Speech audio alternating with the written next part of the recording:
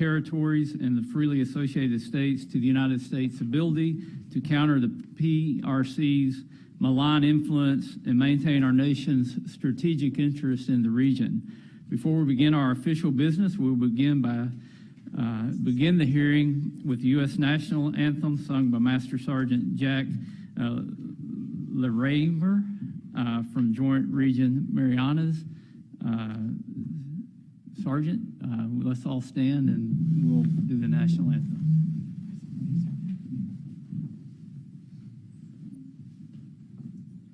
Oh, say, can you see by the dawn's early light what so proudly we held at the twilight's last gleaming, whose broad stripes and bright stars through the perilous fight o'er the ramparts we watched were so gallantly streaming, and the rocket's red glare, the bombs bursting in air, gave proof to the night that our flag was still there.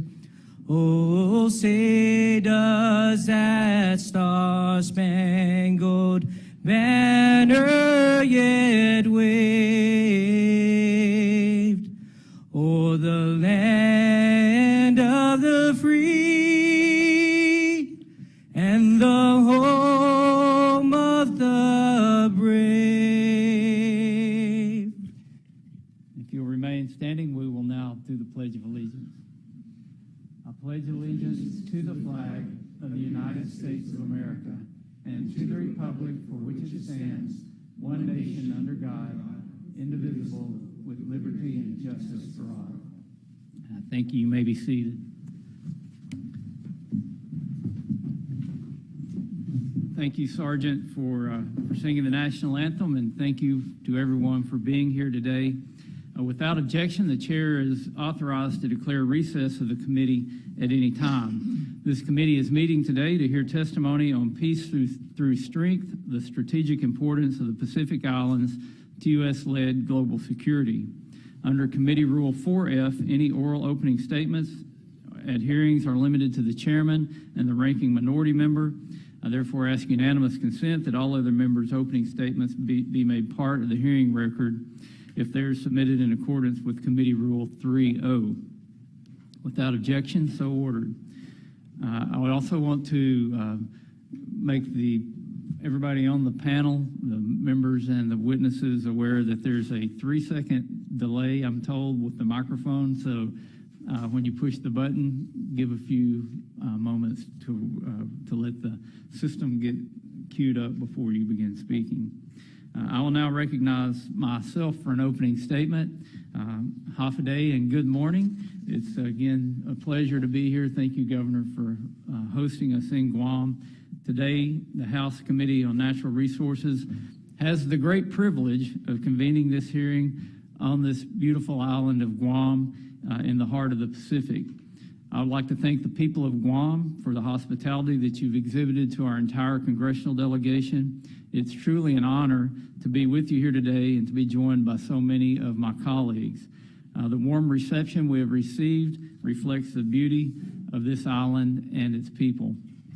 I also want to thank members of Guam's local government who are with us or who are taking time to be with the delegation and meet with us while we're on the island. I would especially like to thank my friend and Congressman Jim Moylan for the invitation to visit the island and to hold this hearing, and most importantly, for his tireless work and on the Committee of Natural Resources on behalf of the people of Guam. Lastly, I'd like to acknowledge the bipartisan group of members of Congress who have joined us for this historic hearing and thank each of them for being here. There are incredible demands on our time, and our participation in the hearing demonstrates the importance and the critical nature of our discussion. We're here today at a pivotal point in our nation's history. Less than 2,000 miles away lies a threat to America and our allies. The People's Republic of China, under the tyranny of the Chinese Communist Party, not only seeks to challenge American leadership, but is aggressively working to undermine the democratic values and institutions that we cherish. We are a freedom-loving people in America, and above all, we must never forget that it is freedom that unites us. It is freedom, and as we had some meetings earlier this morning, and I heard folks talk about the history of Guam and the way that people here cherish freedom and love freedom, and they've seen that freedom challenged in the past, that I know that it's truly an American thing that we, above all else, put freedom first, and we're willing to make sacrifices, and there have been many sacrifices made in the past to protect that freedom. And I have no doubt that as we move forward, we will make the necessary, take the necessary steps and make the necessary sacrifices so that people can love and enjoy freedom. And it's important to explain that when we refer to the PRC, we are referring to China's ruling Communist Party. There is a distinct difference between the PRC's leadership and the many Chinese citizens who long for that same freedom that we as Americans enjoy. The recent PRC state-sponsored hacking campaigns in Guam targeted critical U.S. infrastructure systems and demonstrate that Guam is not only a target for Chinese. PRC aims to dominate the Pacific and island people. While modern threats may look slightly different and include political and informational warfare, the underlying motives of domination and aggression remain. The PRC continues its nefarious activities by using its resources to exert influence in the U.S. territories and the freely associated states. The U.S. will swiftly address and counter the PRC's maligned activity in the Pacific region. Congress has a responsibility to meet this challenge head-on and to protect our shared American interest. It is for this very reason that the members of this congressional delegation are here today. This hearing will spotlight the PRC's maligned activity in the U.S. territories and the freely associated states and examine how the U.S. will stand united against these threats, both on the continental part of our country and our partners in the Pacific. Again, I want to thank the witnesses for their participation in this important hearing, and I look forward to your testimony. I yield back my time, and I will now recognize the ranking member of the committee, or acting ranking member of the committee today, Ms. Ledger Fernandez from the great state of New Mexico. Thank you so very much. Go ahead.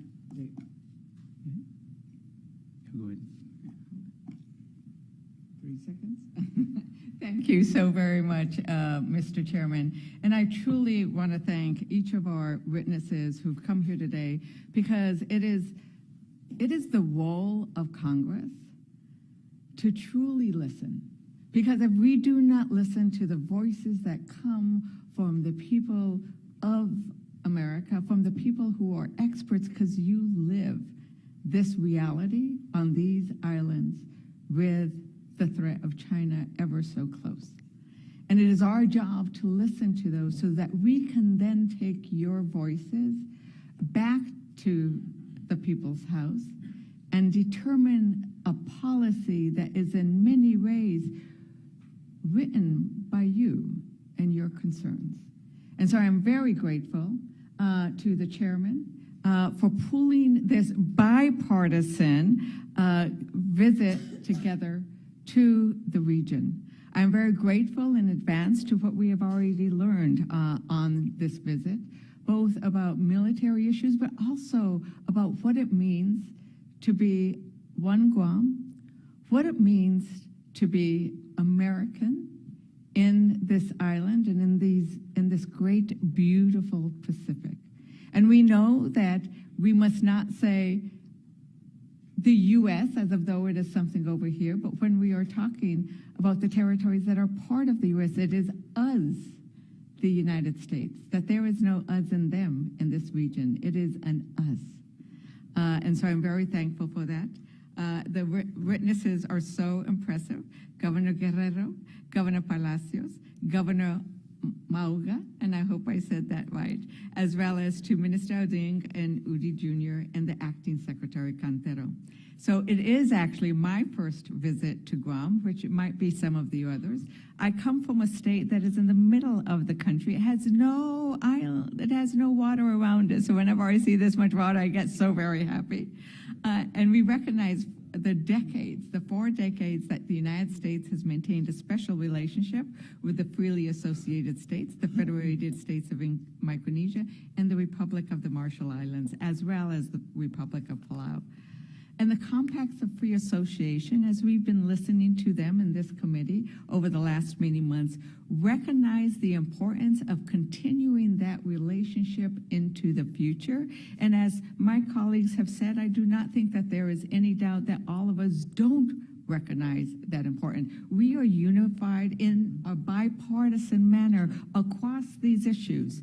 And our need in this visit is to once again listen to you tell us of why it is so important, so we can then go back and convince our colleagues. And I don't think they'll need that much convincing. I think you all have done a good job, and history has done the job of telling us why this is important and why this region is in this moment as important as it is.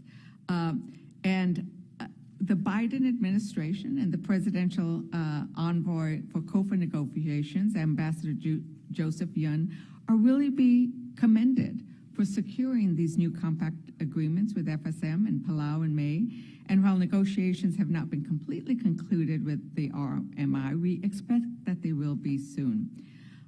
Approving the proposal to review the financial provisions of the Compact of Free Association with FSM Palau and the MRI will continue our engagement with the FAAs and diminish the risk of China filling the vacuum in the region. We have heard when you have said that our people are scared of China because these are smaller islands and these are places where the threat could be easily carried out. And so we will continue that, and we will continue to make sure that this point of the spear, as it's been pointed out, continues to be strong and aimed accurately. Inclusion, I want to once again thank you, Mr. Chairman, for scheduling this hearing today. I want to thank the panelists for pointing out that it's not just the military link, but it is also the link that will honor the sacred that it is, the waters, the sea, and all those beautiful creatures of earth and of God that we have been given to protect those, to protect the environment, even as we protect the people and the security of each of the islands and of the United States. Muchísimas gracias. Thank you so very much, Mr. Chairman. I yield back. Thank you, Representative Ledger Fernandez. I'll now introduce our witnesses. On our first panel, we'll be having 2 panels today, and first off, someone who obviously needs no introduction here, but the Honorable Lourdes Lu Leon Guerrero, Governor of Guam from Hagat, Guam. The Honorable Arnold I. Palacios, Governor of the Commonwealth of Northern Mariana Islands from Saipan, Mariana Islands. The Honorable Caleb Udui, Jr., Minister of Finance, Republic.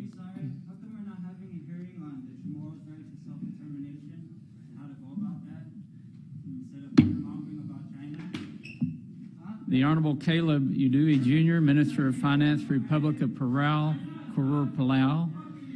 The Honorable Ricky Quintero, Acting Secretary, Department of Foreign Affairs, Federated States of Micronesia of Pohnpei, Federated States of Micronesia. The Honorable Jack Adding, Minister of Foreign Affairs and Trade, Republic of the Marshall Islands, Majuro, Republic of Marshall Islands. Now let me remind the witnesses that under committee rules, they must limit their oral statements to 5 minutes, but their entire statement will appear in the hearing record. To begin your testimony, please press the on button. Remember, there is a 3-second delay, and we do use timing lights. When you begin, the light will turn green. At the end of 5 minutes, the light will turn red, and I'll ask you to please complete your statement. I'll also allow witnesses on the panel to testify before member questioning. The chair now recognizes Governor Guerrero for 5 minutes. Chairman Westerman, Ranking Member Congresswoman Fernandez, and members of the House Committee on Natural Resources. Hafa Day. Welcome to Guam, and thank you for flying so far to meet us here. I want to emphasize the vital importance of Guam and other Pacific islands in U.S.-led global security. Throughout history, Guam has played a crucial role due to its strategic location, sitting at the crossroads of Pacific powers. With its protected harbor and comparatively large landmass, Guam serves as a critical hub for air and sea travel connecting China, Southeast Asia, Japan, and North America. This positioning has made Guam pivotal in major American conflicts, contributing to peace and shared prosperity in the Pacific. However, in recent times, China's increasing influence in the region has raised serious, threatening, and real concerns. China's efforts to expand its reach to other Pacific Island countries through infrastructure projects, political maneuvering, and socio-economic coercion have repercussions for the Pacific Islands, including Guam. China's intentions indicate a potential threat to regional stability, an attempt to exert control over the region concealed in otherwise benign diplomatic agreements. Security in the Pacific means a viable and robust economy. Security in the Pacific means an educated workforce, a quality healthcare system, reliable infrastructure, resiliency of a community, and digital modernization. Security in the Pacific and the stable trade with Asia that follows, it resonates far beyond the Pacific. Nearly 95% of America's potential customers live outside U.S. borders. 29% of U.S. exports of goods are sent to Asia. And this region represents over $2 trillion in trade in goods with the United States in 2022. Moreover, the supply chain that sustains our daily lives from food to electronics rely on a secure Pacific. Given these circumstances, the question before us is simple. Who should shape the rules of future trade in the Indo-Pacific? If the U.S. does not engage actively, China will, writing a future that will never put Americans first.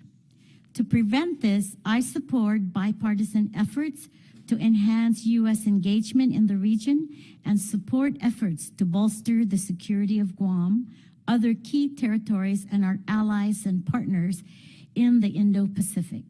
This ensures the ability to drive prosperity in a free and open Indo-Pacific, especially for developing democracies in the Pacific. I also urge the committee to create policies that allow Pacific Island countries to tap into American innovation and entrepreneurship to address perennial challenges. Furthermore, I ask Congress to recognize that our actions in the Pacific reflect the values we share: peace, prosperity, and a free democracy. I thank the Senate for including Guam in RECA legislation, and I ask the House for their support. By ensuring the treatment of COFA citizens, fair treatment of COFA citizens and investing in Guam's infrastructure and workforce development, the U.S. demonstrates its commitment to collaboration.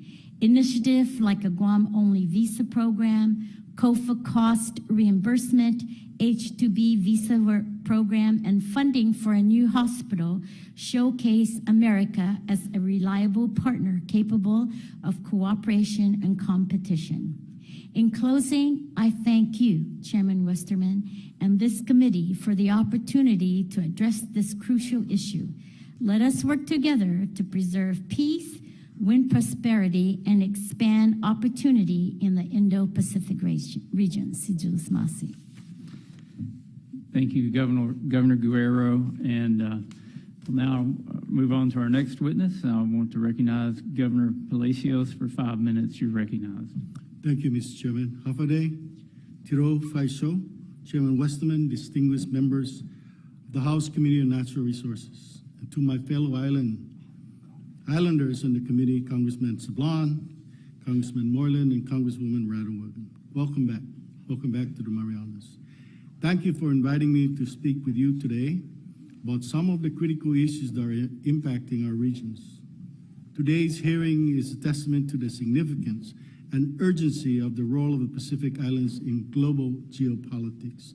That you have traveled thousands of miles to conduct this oversight hearing indicate that you indeed recognize the strategic value of the Pacific Islands in securing peace and freedom in our nation and the world. It is in the interest of national and global security for the United States government to protect and fortify Pacific territories and allies in the freely associated states against the growing threat of Chinese Communist Party.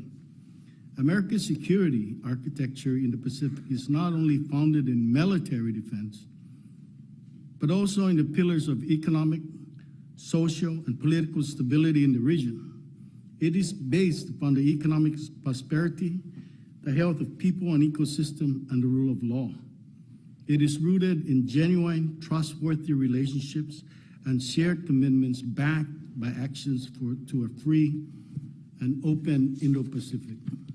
As such, I am happy that the United States is at last close to completing the negotiation to renew all the Compact of Free Association Agreement.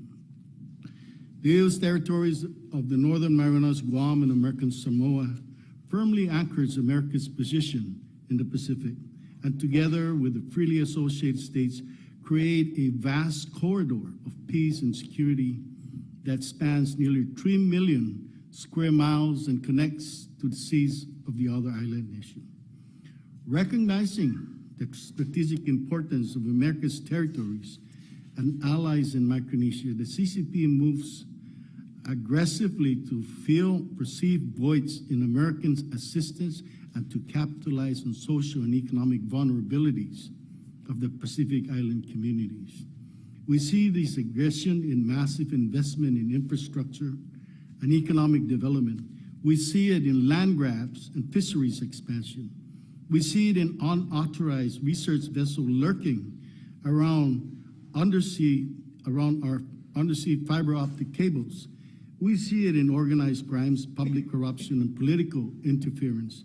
There is a strategic edge in all CCP's activities, and it destabilizes the island communities and cuts against America's influence and security in the region. In the Northern Marianas, during times of economic hardships and vulnerability, we too have turned to Chinese investment for solutions. In fact, for almost 40 years now, the People's Republic of China have had a firm foothold in our islands. Chinese investors who were always conveniently there when we needed them, offering new industries and revenue sources that directly or indirectly advance the interests of the PRC in the Marianas. From 1980s to early 2000, we had a garment industry primarily Chinese-owned, with more than 30 factories in the island of Saipan. Of course, there were many human rights and labor violations associated with the industry during those years. When the garment industry shut down, the Commonwealth lost a major source of revenue, and drastic austerity measures had a deeply destabilizing effect on our islands. To make up for the loss, we turned to Chinese tourism and also to Chinese casino gaming. Prior to COVID-19 pandemic, tourists from PRC comprised approximately 40% of all visitors arriving in the Marianas. The casino in Saipan had peaked billions of dollars in rolling chips, volumes generated in just 16 VIP tables. So for a brief period, Chinese tourism and gambling revenue propped up the Commonwealth government and the economy. But this was short-lived and had unfortunate consequences. Today, Chinese tourism dried up and the casino was shut down. The Commonwealth economy continues to struggle, and the government and our people are in deep fiscal distress. These are conditions that makes the Commonwealth, again, acutely vulnerable to CCP exploitation. Shortly after I was inaugurated as governor this year, I announced the position of my administration that we would pivot away from the Commonwealth's over-reliance on Chinese investment and seek to strengthen our relationship with federal partners and allies in the region. I worried about the instability of the Chinese markets in light of the shifting geopolitical currents. I also worried about the Commonwealth's potential exposure to national security concerns. Of course, not everyone was pleased with this position. We are taking a lot of hits for it, both economically and politically. And to this day, we are continually asked to open up to Chinese investment once again. That same kind of pressure ripples across the Pacific in various ways. Whatever form this pressure takes, it is always erosive to America's influence and security in the region. To strengthen the security architecture in the Pacific and to bolster our defense against CCP threats, the United States must expand its engagement with all of the island jurisdictions and increase support for economic and sustainable social development for our communities. I offer the following recommendation. I ask that Congress revisit the provision of the covenant between the United States and the Northern Marianas, especially our Section 702, which provides direct financial and other assistance for the Commonwealth government and the islands for government operations, capital improvements, and economic development. Secondly, we are currently facing a workforce shortage that threatens the CNMI's economic recovery. And while we fully appreciate federal government's considerable financial assistance for infrastructure improvements, we will not be able to carry these projects in a timely manner because of the labor challenges we face. I therefore ask for your urgent congressional support for legislation to repeal or at least delay the implementation of the touchback provision for the Commonwealth-only transitional program, which would require a significant portion of our workforce to exit the Commonwealth for an indefinite period while they wait for new permits to be processed. The touchback provision, as many of you know, probably all of you know, is to go into effect next month and could not come at the worst time for us. Many businesses in the CNMI will be adversely impacted, and therefore our economy too. Relative to this, I ask your support for Congressman Sablon's H.R. 560, the Population Stabilization Act, which aims to shore up the eroding population and workforce in the Northern Marianas. Governor, I'm going to interrupt. We're going to ask you to wrap up your testimony. Thank you. And again, I'll remind the witnesses that your written testimony is part of the record, but try to keep your oral statements to 5 minutes. And if you want to just quickly wrap up, I'll afford you that. Thank you. I've emphasized many of these points before in the testimonies in the U.S. Senate Committee on Energy and Natural Resources and before the IGIA in February and in conversation that I have with my military and political leaders. The stability of America's territories and allies in Micronesia are inseparable from national security and peace in the region. Help us help ourselves so we can be stronger partners in bolstering national security and ensuring that the Pacific remains a haven of peace, prosperity, and freedom.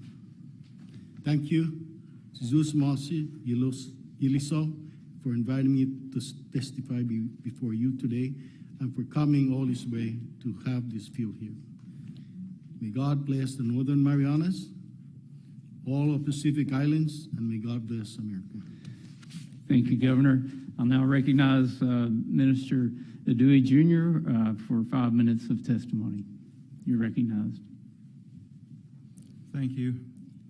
Mr. Chairman, distinguished members, it's an honor to be here. Ali from Palau.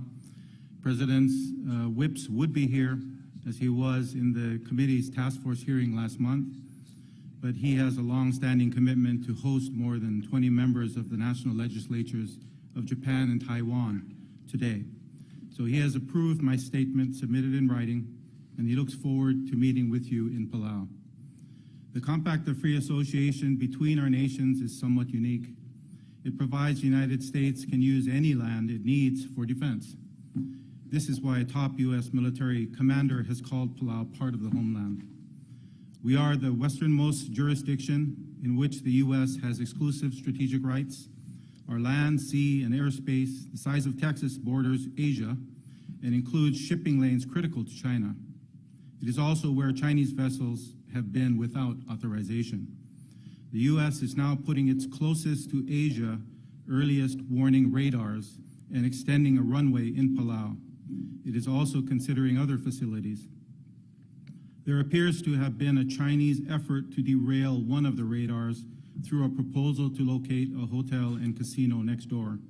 That proposal was not only more attractive to the local community, but it played to fears that U.S. military facilities will make Palau a target, as it was in World War II. President Whips and I want Palau and the U.S. to be inextricably linked and Palau to continue to stand firmly with Taiwan. Continuation, however, cannot be taken for granted. China has worked to undermine our relationship and has made inroads. Another unique aspect of our compact is that it requires periodic joint reviews of the relationship and Palau's needs, with the U.S. commitment to act on the conclusions. The first review agreement in 2010, however, was not approved by Congress for 8 years, only because of a dispute between the U.S. executive and Congress on how to pay for it. China took advantage of the impasse. It began to subject Palau to economic carrots and sticks to shift our alliances. Tourism is our largest industry. During the U.S. impasse, China quickly ramped up tourist visits from a handful to 2/3 of the 160,000 tourists a year. It bought hotel rooms far in advance, crowding out visitors from other nations. Then it said it would cut off the flow if we didn't shift. We didn't shift, and it did cut off those flows. COVID hit right after. The two blows shrank our economy 30% in just 5 years, causing real pain for our people and eliminating budget surpluses. China has offered to send us many tourists as we can accommodate and establish a huge new industry in Palau, but again, only if we shift alliances. Tourism from other nations is coming back, but slowly. We are working to develop these markets and get more flights, but are limited by a runway so short that only smaller jets can use it, larger ones at a maximum of 70% passenger loads. We are also working to develop other industries. Meanwhile, most private sector investment in Palau is from China. Some of our people, including some of our most important leaders, are tempted by its offers. They see China as the best opportunity for the private sector growth that we want. The U.S. does not have a command economy, but it has the compact and the agreement produced by the second review. Enacting the legislation for it by the agreed date of September 30, or as soon as possible this year, is the most effective way to counter China and maintain U.S. strategic interests. The agreement has already been approved by Palau's Congress. After the experience of the 2010 agreement, a significant delay in the new agreement will give those in Palau who see a future with China or who have Chinese connections an opportunity to sow doubt about the U.S. A long enough delay would be another opportunity for China to affect our economy and our people. Thank you for the opportunity to speak today. Thank you to the gentleman for your testimony. I now recognize Acting Secretary Quintero for 5 minutes. You're recognized for your testimony. Thank you. Chairman Westerman, Ranking Member Teresa Leger-Fernandez, members of the House Natural Resources Committee, thank you for convening this hearing today and for the opportunity to testify before you this morning. My name is Ricky Francisco Cantero. I am the FSM's Acting Secretary of Foreign Affairs. I have had the distinct honor to serve my country in its foreign service for the last 24 years. On behalf of President Simina, I have the honor to share my government's perspectives on the long-standing U.S. FSM partnership, including ways to strengthen our collaboration. I begin by confirming the FSM's firm commitment to fulfill all of its compact obligations, including those related to security and defense. The FSM, of course, follows closely the changing dynamics of competition in the Indo-Pacific region. The FSM is committed to doing its part to cooperate with the United States to ensure that our region, our people, live in a safe and secure environment, as enshrined in our compact. The security and defense interests of the United States are the security and defense interests of the FSM. The ever-increasing enlistment of our citizens to serve in the U.S. Armed Forces and those that have paid the ultimate sacrifice is living testimony to this creed. Our relationship with the United States predates the establishment of the FSM as a sovereign country and dates back to the period immediately following the Second World War. When we became a sovereign country in 1986, we gave the U.S. strategic rights of denial over a vast portion of the Western Pacific Ocean, with the U.S. retaining responsibility for the security and defense of the FSM. This arrangement continues. This responsibility includes the right to foreclose military access of other countries, to defend the FSM and its people from military threats, and the right to establish and use military areas and facilities in the FSM on agreed terms. These steps all provide the U.S. with the access to our sovereign territory to protect shared security interests in the region. The security and defense elements of the compact has no termination date. The FSM is committed to playing a vital role in supporting the U.S. security presence in the Pacific and the United States' effort to combat foreign aggression in the region. Through our prescribed Joint Committee meeting, for example, the FSM continues to work with the U.S. military in identifying ways of strengthening and enriching bilateral security engagements under the compact. The FSM conducts its own foreign policy in foreign relations in ways that are very consistent with the terms of the amended compact. The FSM maintains the U.S. as its primary partner while also having diplomatic relations with over 90 countries throughout the region and around the world. Additionally, the FSM and U.S. belong to many of the same international organizations, including the United Nations, where voting practices of the two nations are aligned and remain very, very consistent. The FSM ties with the U.S. are strong, ongoing, and permanent. Beyond Congress's consideration of the pending compact legislation to extend expiring economic assistance provisions until 2043, there are numerous other opportunities to enhance our collaboration.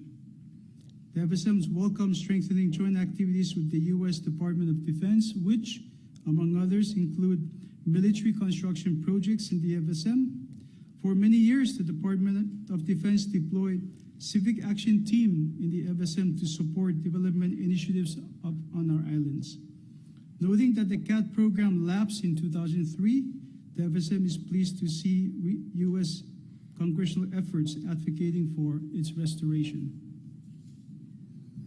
Similarly, the FSM fully supports ongoing efforts that we hope will lead to restoring the U.S. Peace Corps program in the FSM, an essential program in direct support of people-to-people engagements. These kinds of initiatives are very important to strengthening and enriching our existing ties with the U.S. We look forward to working with the committee on ways to enhance our enduring partnership with the U.S. We hope the U.S. Congress approves the compact legislation expeditiously to usher in the next chapter of the enduring FSM-U.S. compact partnership. Mr. Chairman, I thank you for this opportunity to testify, and I look forward to answering questions.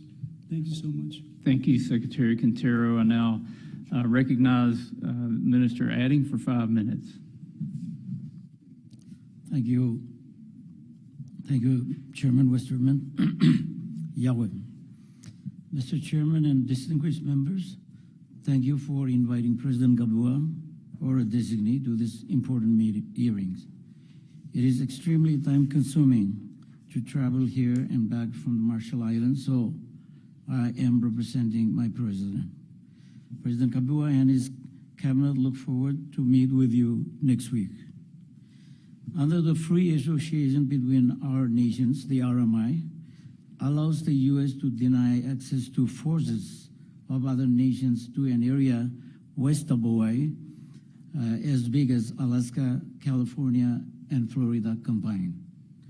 Refrain from interaction with other nations that the U.S. says would compromise security, and owes what the Joint Chief of Staff says is the world's premier range for testing ICBMs and supporting military space operation.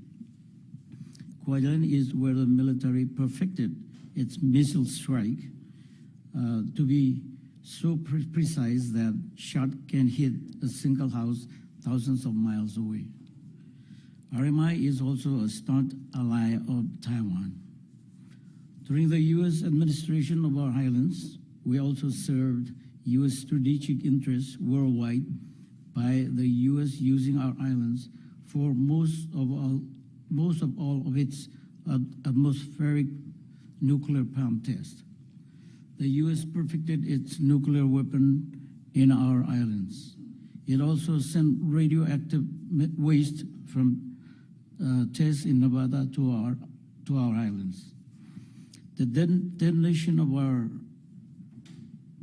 in our island were equivalent to 1.7 Hiroshima bomb every day for 12 years.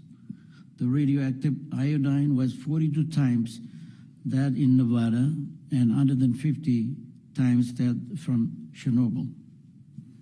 The U.S. Senate has just passed legislation to expand the Radiation Exposure Compensation Act to cover the health problem from the Marshallese test, or from the Marshall test, but only for residents of Guam. At the same time, the U.S. only recognized that 4 of our 29 atolls were affected. Before the U.S.'s biggest bomb test ever at beginning, U.S. officials learned that winds would blow radioactive to inhabited Rongelap. They went ahead anyway. 70% of the children under 10 developed thyroid tumors. Several women from Rongelap and Woodruff gave birth to babies without spines. Other babies were stillborn or born without limbs. On the adult that U.S. has not recognized they were contaminated. The people of Bikini, anywhere that where I'm from, Rongelap and Woodruff, were forced to leave their islands, but resettled based on U.S. assurance it was safe, only to find out years later that no local food could be safely consumed due to high level of radiation. So some of the islands of Bikini and Enweather were favorized. Many others remain unsafe for habitations or local source today. The U.S. administers us in trust for the UN. When the Security Council expressed concern about plans to test at Enuidak, President Truman wrote, and I quote, "The Enuidakis will be accorded all constitutional rights of the citizen under the Constitution and will be dealt with as wards, for whom this country has special responsibility," end quote. The settlement for the Marshallese, many of whom have been exiled from home for most of the century, is a fraction of the billion paid to compensate Americans who live hundreds of miles from Nevada test. The sad fact is that the U.S. has fallen far short, treating us equally, fairly, and consistently with the compact. The RMI highly value our free association and want it to continue. Unresolved problems from the nuclear tests and radioactive waste is a serious irritant in our relations and has the potential for being exploited by China. The comeback agreement would not solve the issue, but it would be an important step in doing so. Thank you, Moldada. Thank you, Minister Adding, and thank you to all the witnesses for your testimony. Minister Adding, I do have a large Marshallese population in my home state of Arkansas, and really enjoy getting to interact with those folks when I'm back home. That concludes our witness testimony. We're now going to move to our member questions. Each member will be recognized for 5 minutes, and we're going to start with the gentleman from Colorado. Mr. Lamborn, you're recognized for 5 minutes. I want to thank Chairman Westerman and also the leadership of my colleague on the House Armed Services Committee, Congressman Jim Moylan. Representative Moylan is a tireless advocate for Guam in Congress. Hafa to all of the distinguished panelists and all the members of the audience, and thank you for being part of today's Natural Resources Committee oversight hearing. As some of the panelists have noted, we have traveled thousands of miles to show our support of the strategic value of the Pacific Islands in protecting U.S. interests and human rights in general and free trade in the Indo-Pacific region. As a beacon for democracy and a strategically important counter to Beijing, the U.S. needs to increase its support of our Pacific Island territories and our treaty partners. Governor Guerrero, I'm going to ask my first question to you. In your testimony, you note that the Chinese Communist Party's intent to project power onto Guam and her sister islands, and you described that very well. We've all recently become aware of the CCP's cyber attack on telecommunication systems in Guam via their Volt Typhoon actor.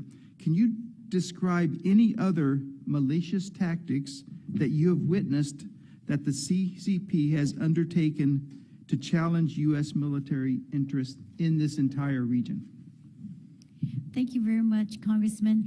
I have not witnessed anything, nor have I had any official reports about Chinese attacks. There has been, I think, reports in the paper and in articles, but not anything officially written to me. Okay. But be that as it may, we do understand and recognize this great threat of our cybersecurity.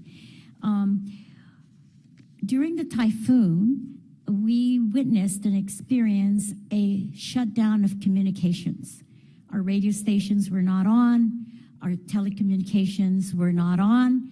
We had no means of communicating with each other. That was a feeling of paralysis for me. And it was a very scary feeling because I could not even talk to my frontliners or my frontline defense people or even communicate with my family, and just think about what that means in terms of life in general. So we very much experience what I think could happen if there is a Chinese cybersecurity attack. Can you imagine if all our airport and our port authority is paralyzed because of those attacks? We would not be able to survive. And so, although we have not had a real experience of that through China's cybersecurity attack, we experienced it during the typhoon and after the typhoon. And so what we are doing as a government is we are creating a cybersecurity island-wide emergency plan. And we are working with very key stakeholders in business and public sectors. We have directed our government agencies specifically to establish their cybersecurity plan, which will filter up towards our island-wide security. Thank you. I appreciate that. I'm going to have to ask another question Sure. before my time runs out. I appreciate that answer, though. There are so many things that we could point to that the Chinese Communist Party is doing to suppress other peoples when they don't get their way. The suppression of human rights and political rights in Hong Kong, against what they had promised that they would do when the UK withdrew, genocide against the Uyghur population in Western China, theft of international intellectual property, debt diplomacy, and then there's illegal fishing. What experience do any of the other witnesses here have of illegal fishing in your territorial and sovereign waters?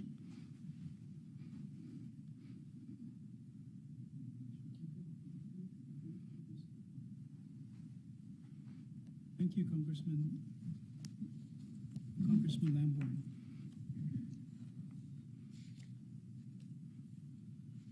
With respect to your question, Congressman, the FSL appreciates the long-standing cooperation with U.S. on any and all illegal, unreported, and unregulated fishing in its waters. For example, the FSM appreciates the support it has received from the U.S. Coast Guard on these issues and value its cooperation with the U.S. Coast Guard in the new expanded shipwrighter program. The assistance we receive is helpful to all illegal fishing activities. In a nutshell, the support that we get from your side, especially from the U.S. Coast Guard, is very, very critical. We just went through an annual joint committee meeting with your military.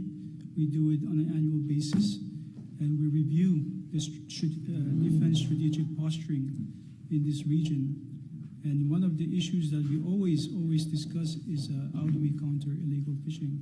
Excellent. And that's one of the primary reasons why we agreed to the expanded shipwrighter agreement. Excellent. Thank you so much. Mr. Chairman, I yield back. Gentleman yields back. The chair now recognizes the gentleman from the Northern Marianas, Mr. Sablon. You're recognized for 5 minutes. Thank you. Thank you very much, Mr. Chairman. And I will say I am very grateful that you and our colleagues have taken this. Mr. Sablon, is your microphone on? No. Yeah, so I'm grateful, sir, that you've taken the time to come out here. I know it's a big chunk of your August break, but thank you very much.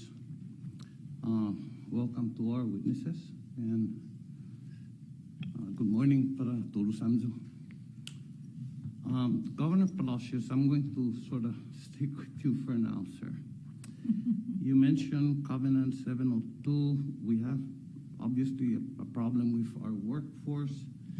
Construction is a major issue with us, where we have, like, how much in projects you estimate that are not moving because of? As of today, we have an estimated that I know of over $500 million already approved. Yeah, and that requires just a technical change in some of the legislation, but it is important that we get these things moving.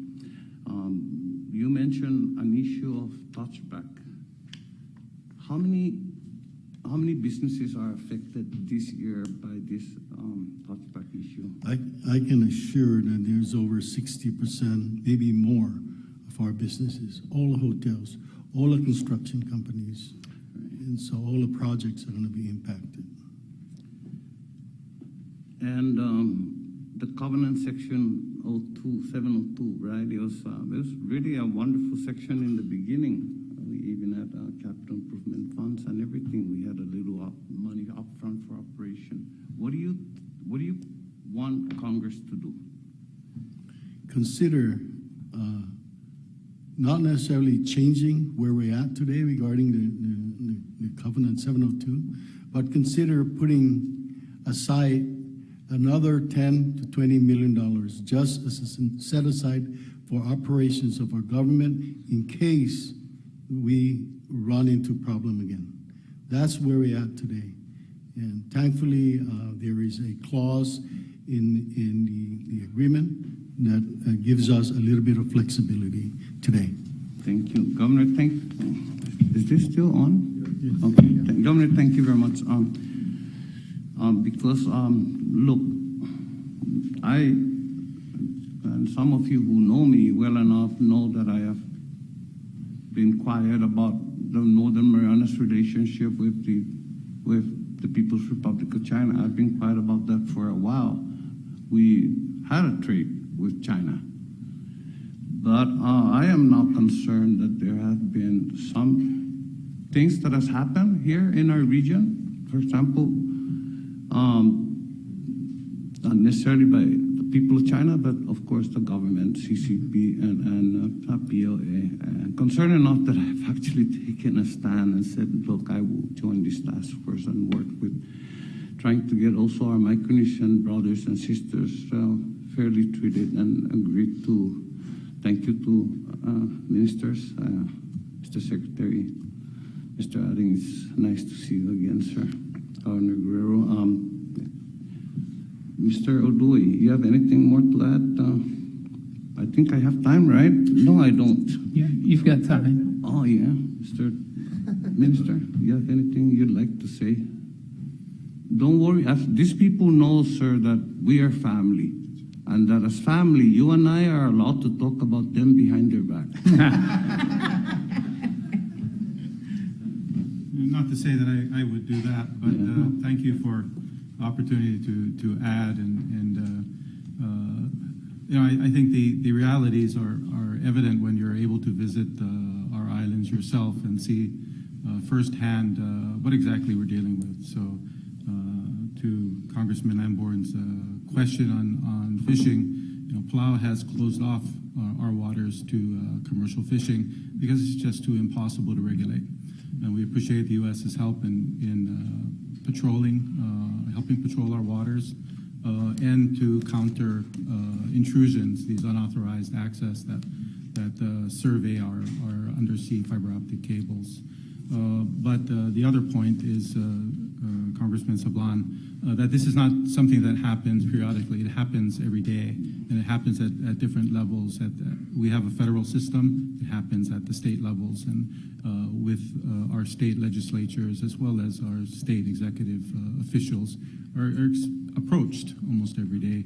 So it is something that we have to be mindful of and address as part of the routine order of business every day. Thank you.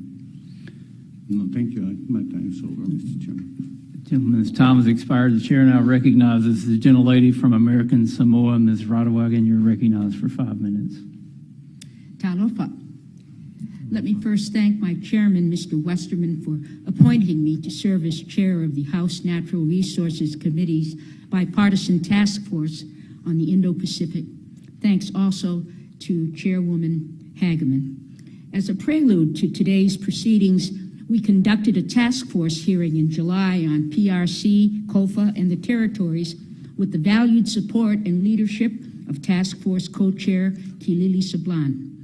This hearing truly is a homecoming for me, having lived here and graduated from the University of Guam, but this hearing is also about the Marshall Islands, where my family lived for years when my father was appointed head of government under the administration of President Eisenhower and Interior Secretary Seaton in the darkest days of the Cold War. And at that time, the shadowy world of creeping communism, totalitarianism, was nightmarishly illuminated by ominously frightful over-the-horizon flashes emanating from 67 nuclear weapon tests in the Marshalls.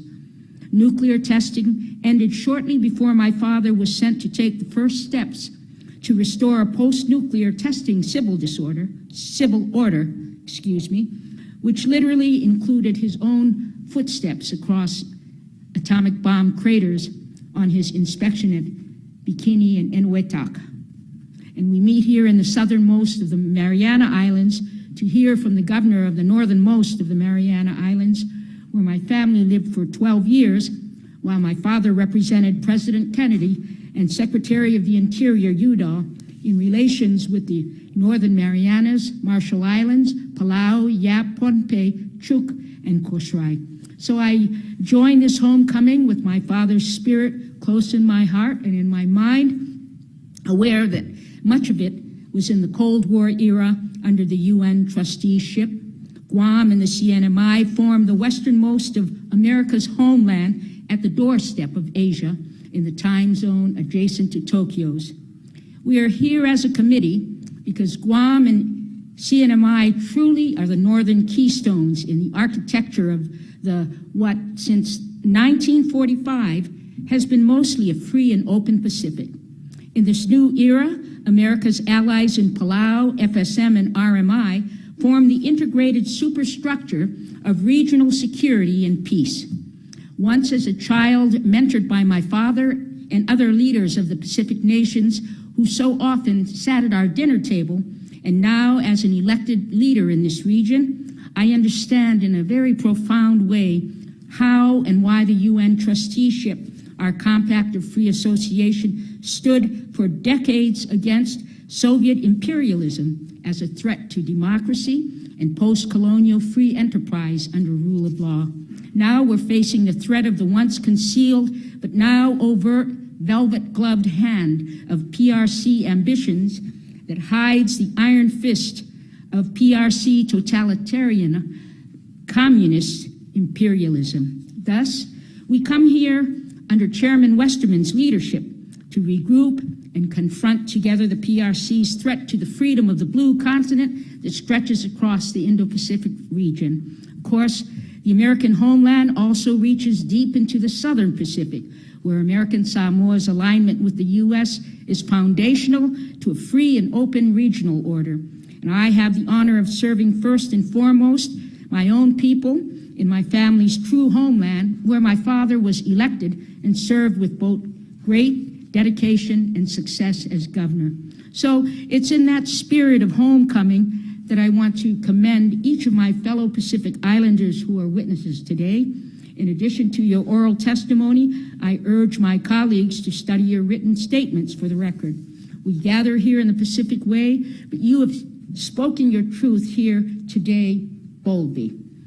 In that same spirit, my question to each witness is based on the powerful statement written by the governor of the CNMI that exposes PRC methods and tactics to opportunistically exploit our needs and weaknesses. Let me say that when I run out of time, and I'm about to, I'm going to ask each of these witnesses to please submit the answers for the record, please. We can learn from Governor Palacios how PRC uses illegal influence in a democracy to corrupt and destroy democracy. PRC invests in free enterprise with political warfare instead of profit motives to destroy free enterprise. Without naming names or specific economic sectors or institutions that are under attack, please tell us if you are aware of PRC political warfare tactics going on today in your islands. Is it getting worse year by year? Are your governments becoming more effective in restoring the rule of law?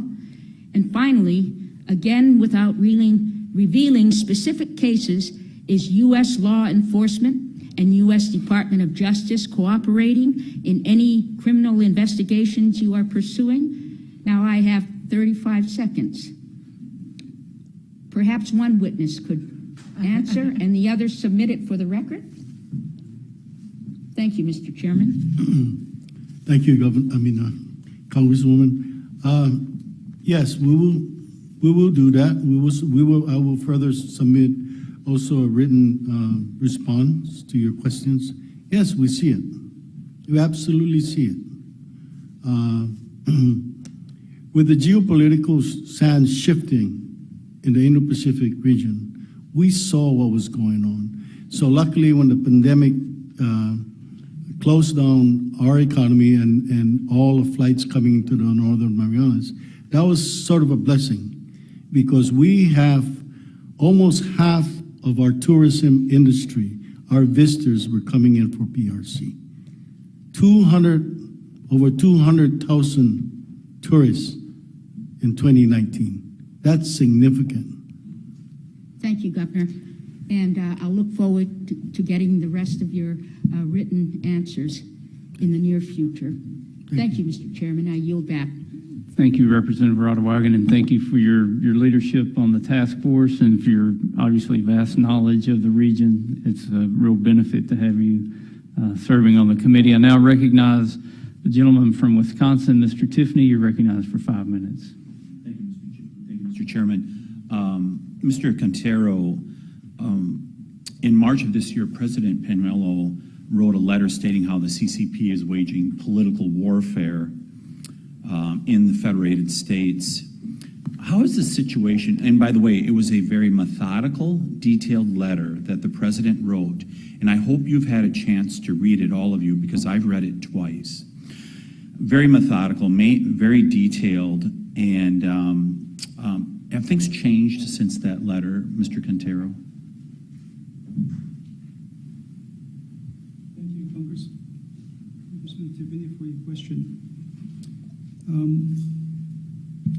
I think the great thing about that letter is that it provides some highlights that the FSM... Mr. Quintero, can you pull the microphone a little closer? I was saying, I think the great thing about that letter is that it provided some highlights. It provided some allegations of challenges. It provided some inputs to the FSM government, and particularly the current administration, things that we can take on and see how we can improve. At the same time, I have every confidence that our internal good governance process is more than suitable to weed out if there is something is happening and identify those and provide some rectification to it. So the FSM government has duly noted the letter and is aware that we need to be cautious in dealing with the PRC. We are fully aware of the content of the letter, and like I was saying, the highlights provided will give us the impetus to make things better for us. Thank you. Governor Palacios, does birth tourism continue in the CNMI? Not to the extent that it was 4 or 5 years ago. Very recently, I was alerted by our Commonwealth Healthcare Corporation, our hospital, that there's a little tick, just a marginal tick. And I asked that they continue to monitor that. Right now, we don't have any direct flights in from China. We have direct flights. Chinese tourists were coming in through Korea. We go from Hong Kong or other points, go to Korea, but the number of tourists now coming to Saipan is almost dwindled to nothing, so over 1,000 in the last month. So the populations or the number of tourists that are coming in, at this point, no, that's not a major point of concern for us. We will be continuing to monitor that, and we will... Is it your government's actions that have limited that number compared to what it was a few years ago? Well, it was. And we had asked all our tour groups, charter flights, to continue to monitor it with our CBP. Thank you for doing that. And Mr. Chairman, I just highlight, this is one of the many loopholes in our immigration system that is not solving our workforce challenge. We hear about the workforce challenges, and while we have millions of people coming into the mainland of America, the lower 48 states, we have so many loopholes that, like this, that are allowing illegal immigration to fester in our country, and it still remains a major challenge because it is not solving the workforce challenge, how we're handling it currently in America. Mr. Uday, I just have, if you could take just a couple seconds, what happens if Palau succumbs to this dollar diplomacy that's been going on with the PRC?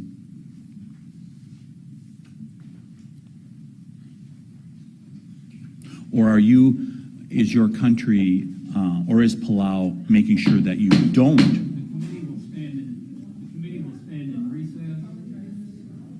The committee will stand in recess.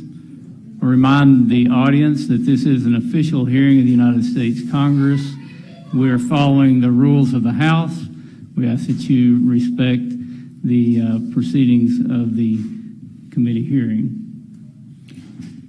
few seconds back, Mr. Chairman. We're currently in recess, but I will give you your time back.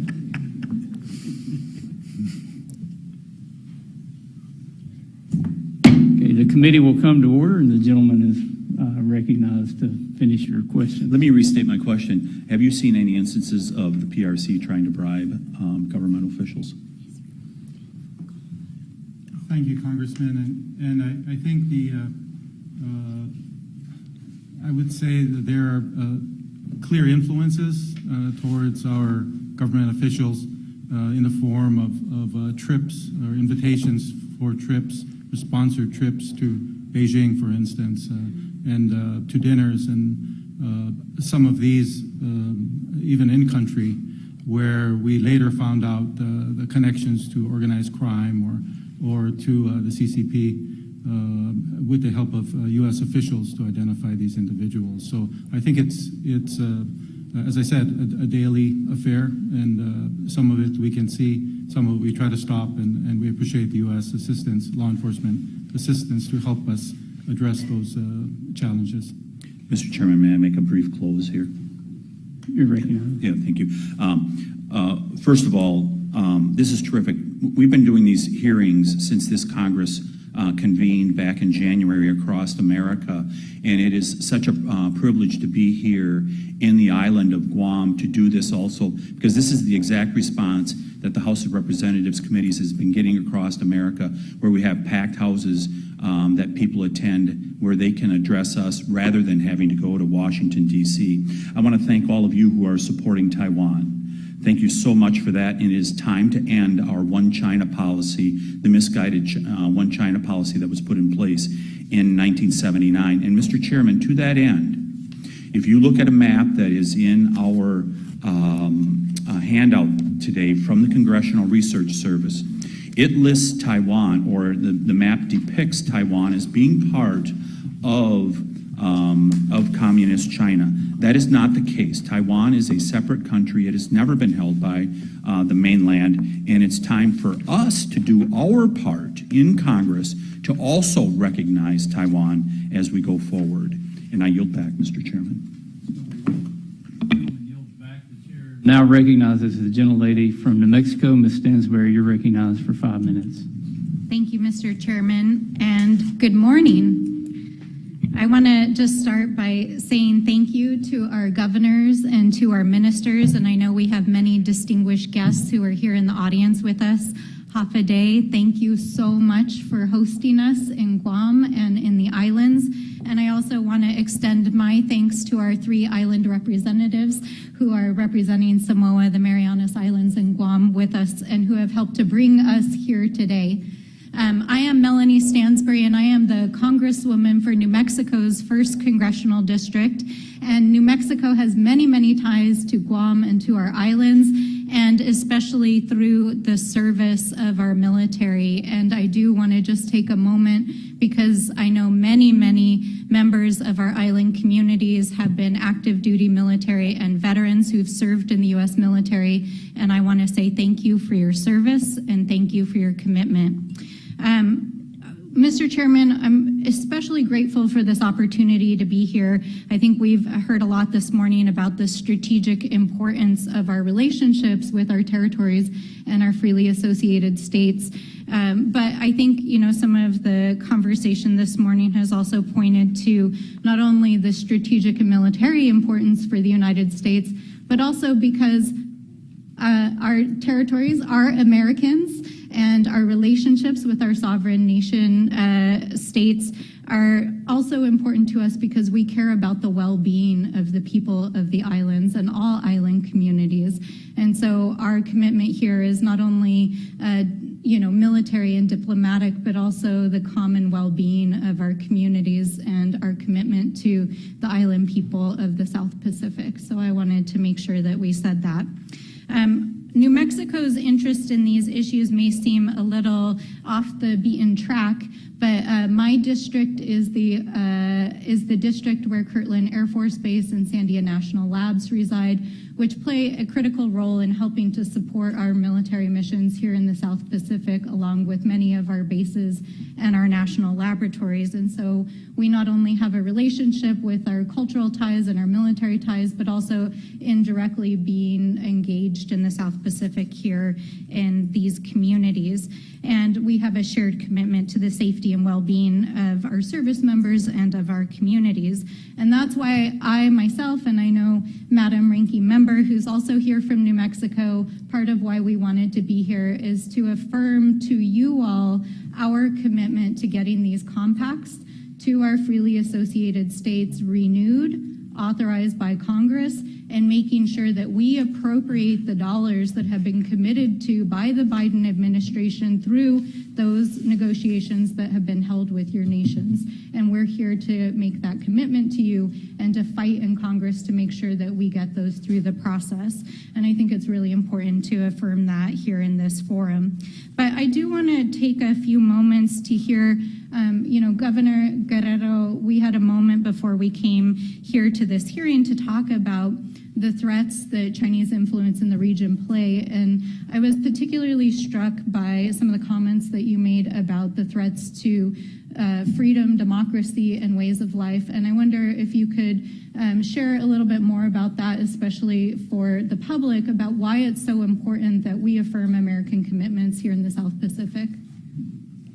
Thank you very much. Just briefly, our history as a Guam has been an experience of war. Dates back to the 1600s when Magellan came and invaded and occupied our island.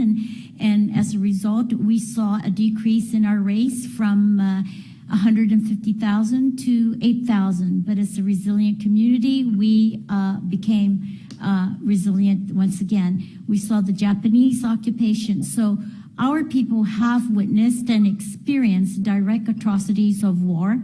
And as a result of that, we do not want to go back in that direction. We saw the atrocities of our women being raped, our children forced into labor.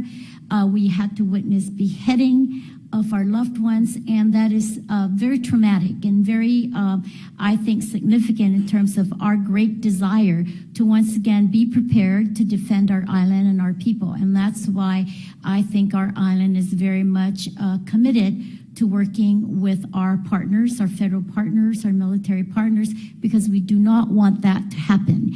And as I have always said, we do not want to be under Chinese rule, which can possibly happen if we do not pay attention to this part of our island, and if the United States does not give us the resources and the protection to not just protect our island, but this part of the Indo-Pacific region. Thank you, Governor. And I just want to say once again, thank you for all of you traveling here, for your commitment and your relationship to the United States. And I am unfortunately out of time, but I do want to reconfirm that we are here to fight for and make sure that we make good on our commitments. Thank you. Gentlelady yields back. The chair now recognizes the gentleman from Guam. Mr. Moreland, you're recognized for 5 minutes. Thank you, Mr. Chairman. Thank you to the panel. Appreciate your time and effort coming on explaining to us, and thank you to my colleagues for being here with us today and also our audience. My questions are directed to Governor Leon Guerrero. Last fall, you began an important process of seeking membership in the Pacific Island Forum for Guam. Can you speak on how Guam's membership in the Pacific Islands Development Forum would strengthen democracy in the Pacific, please? Thank you very much, Congressman, for that question. In this part of the world, Guam is part of the North Pacific, but we are also part of the whole Pacific. And as you realize, the Pacific Islands Forum is a very strong, formidable voice that represents the concerns and the challenges and the initiatives that we as an island community move forward together. Our membership into the Pacific Island Forum is going to be very beneficial for both the islands and also from a democracy and freedom standpoint. We have been applying for associate membership, and the PIF delegation has been out here. We have spoken to them, and they are very impressed with what they feel will be a strong input to the other islands.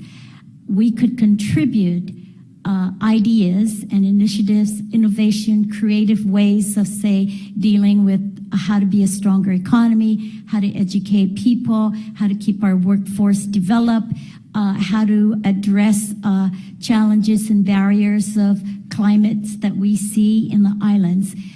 Also, how we can all work together to have digital modernization throughout, because it's very key to communicate. So my passion in being a member of that is to be a member of that, to be part of this whole Pacific Island nations, and to be able to contribute to the betterment of all of our Pacific Island brothers and sisters.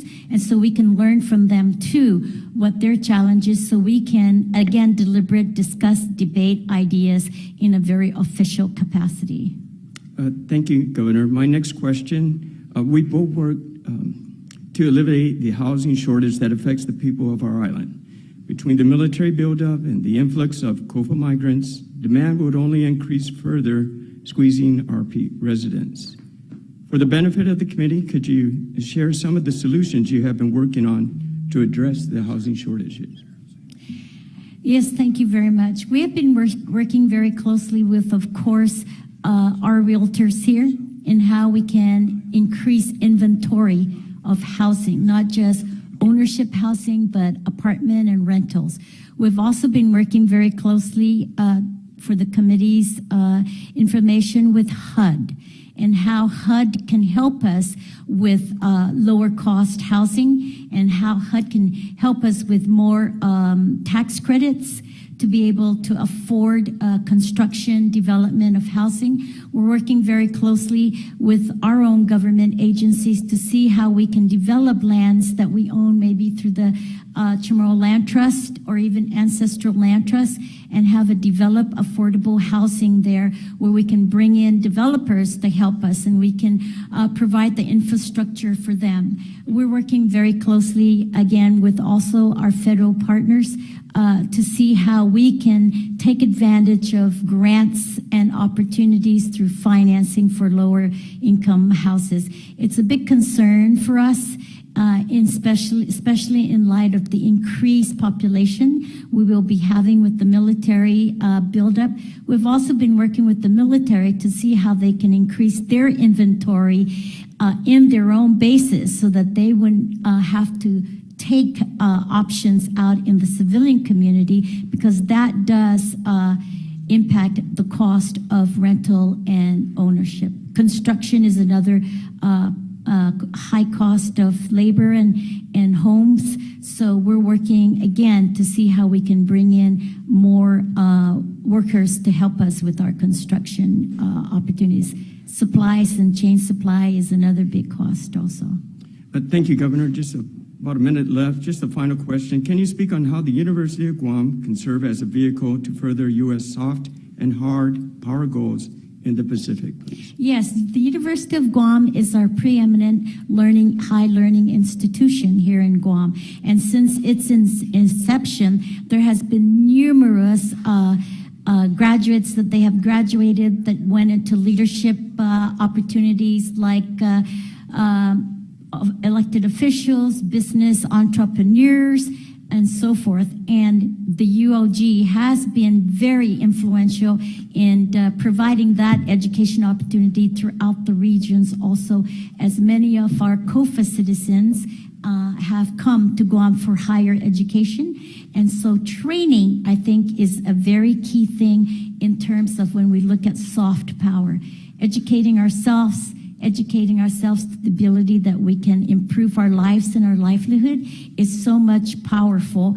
And that's the importance, I think, of having our University of Guam within this region. Thank you very much. Thank you, Mr. Chairman. I yield back. Gentleman's time's expired. The chair now recognizes the gentlelady from Wyoming, who is also the subcommittee chair on Indian and Insular Affairs. Ms. Hageman, you're recognized for 5 minutes. Thank you. And I am very honored to serve as the chairman of the Subcommittee on Indian and Insular Affairs. And I want everyone to understand that this isn't the only hearing that we have held on the particular issues that we've been addressing today. The issues that we have discussed, the relationship with our territories as well as the other islands in the entire region, has been at the forefront of our interest throughout the last 8 months as we have been in Congress. We have held several hearings in Washington, D.C., talking about the importance of where you're located, and not only your importance to the security and the geopolitical interests of the United States of America, but to the world at large, because of the risks that we all recognize are posed by China and the Communist Party that runs that country. Minister Odui, since taking office, President Whips has reported publicly on numerous occasions where Chinese ships violate Palau's exclusive economic zones, or EEZ. Some of these violations are Chinese surveying activities. In one recent incident, a Chinese vessel conducted questionable maneuvers over your undersea fiber optic cables. When it comes to the surveying, does Palau have mineral or energy potential off its waters that China may desire to sustain its massive economic and military buildup? Thank you, Congressman. And yes, you are correct. We believe there are undersea minerals that would be of value economically, and they are surveying. The cable is very evident from the tracking that we see and the requests that they officially make to enter our waters. But the vessels that we see are not made for research. They're made for other purposes. We also see that they are taking steps to name ridges in our waters, we suspect, for a future claim to take possession of some of our northern waters. Those are highly concerning developments. And through your role as the finance minister, are you able to detail for the committee the significance of these cables for Palau's commerce and what a Chinese threat to these cables would mean for your country? The cables are very significant to us. Recently, new infrastructure that has really changed the opportunities that are available to Palau for economic growth. We have sought to take advantage of these opportunities and looking at more opportunities in e-commerce, digital government, and other new industries. This is something that we recently found is something that we don't want to lose, as we had a disruption in a cable recently, about a week's worth of interruption, and we were unable to restore full service using satellite backup. So it's very important that we do have that additional cable that is being installed right now, and we hope that that will provide the resiliency that we could rely on to attract further investment to our islands. Well, that's good to hear. President Whips has also talked about those encroachments as part of a possible retaliation from China for Palau's recognition of Taiwan.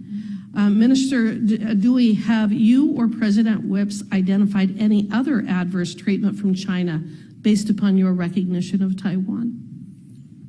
I think in my experience and some of the discussions I've had are the subtle influences that they try to exert politically.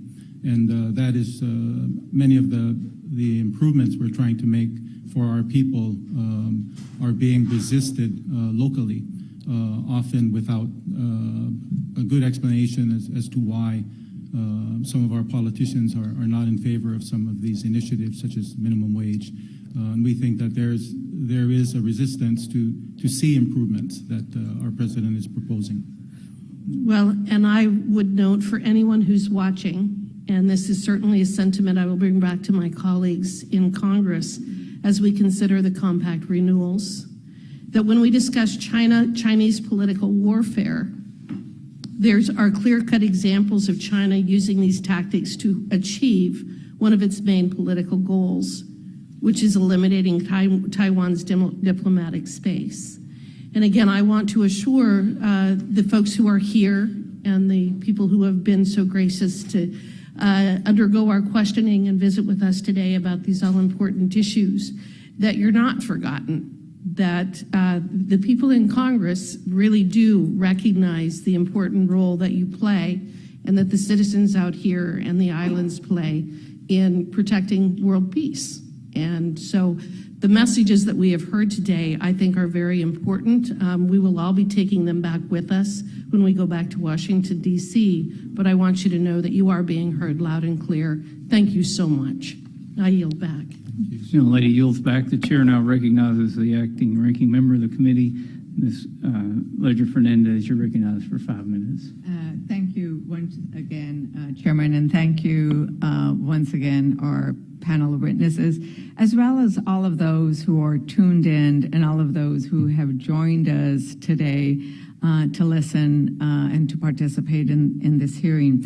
Something that I've been hearing the last couple of days that we've been in the area is that it is the role of the United States and it's the role of the leadership of the islands with whom we are meeting and traveling through today, protect not just the bases, right? That would be the wrong approach, but it must also be to protect the places, to protect the people, to protect the reefs and the culture. And that this need of participating with the United States and being part of I'm a Latina, and so we love it when familia just gets really big, right? You can always incorporate more and more into that. And what you need to do is provide both the protection of those you love, but also the security of those you love. I want to touch on the issues around the comments with regards to protecting the reefs, the air, the land, and the culture, because I know that there are amazing things that have been done. We'll visit Palau and see how they have protected your reefs, and we can't take our own sunscreen. We got to use yours, which I think is a great idea. But also we heard earlier or yesterday about the seahorses that your representative used to play with in the oceans off of this island, and how some of them sort of are no longer there. Could you talk a little bit more about the importance of protecting the beauty that nature has provided us, even while we are developing both commercial development as well as military development, and how that is working, and what should we be doing differently? What advice would you give Congress and this administration to do differently? Maybe I'll start with you, Honorable Udi, and see if Governor Guerrero wants to add to that as well, since we are here. Honorable Udi. Thank you for the chance to talk about our environment. We believe we work very closely with our environment, protecting the source of life for us. It's the small resource, and we can't afford to lose it. It's something that over thousands of years, Palauans culturally have developed a system for. So we continue to use those systems to protect the reefs, which is so important for inshore fisheries, and livelihoods of people, without which they would suffer absolute poverty. So it's important for us to continue to look at our resource as something that we need to preserve. It is also a great source of our economy.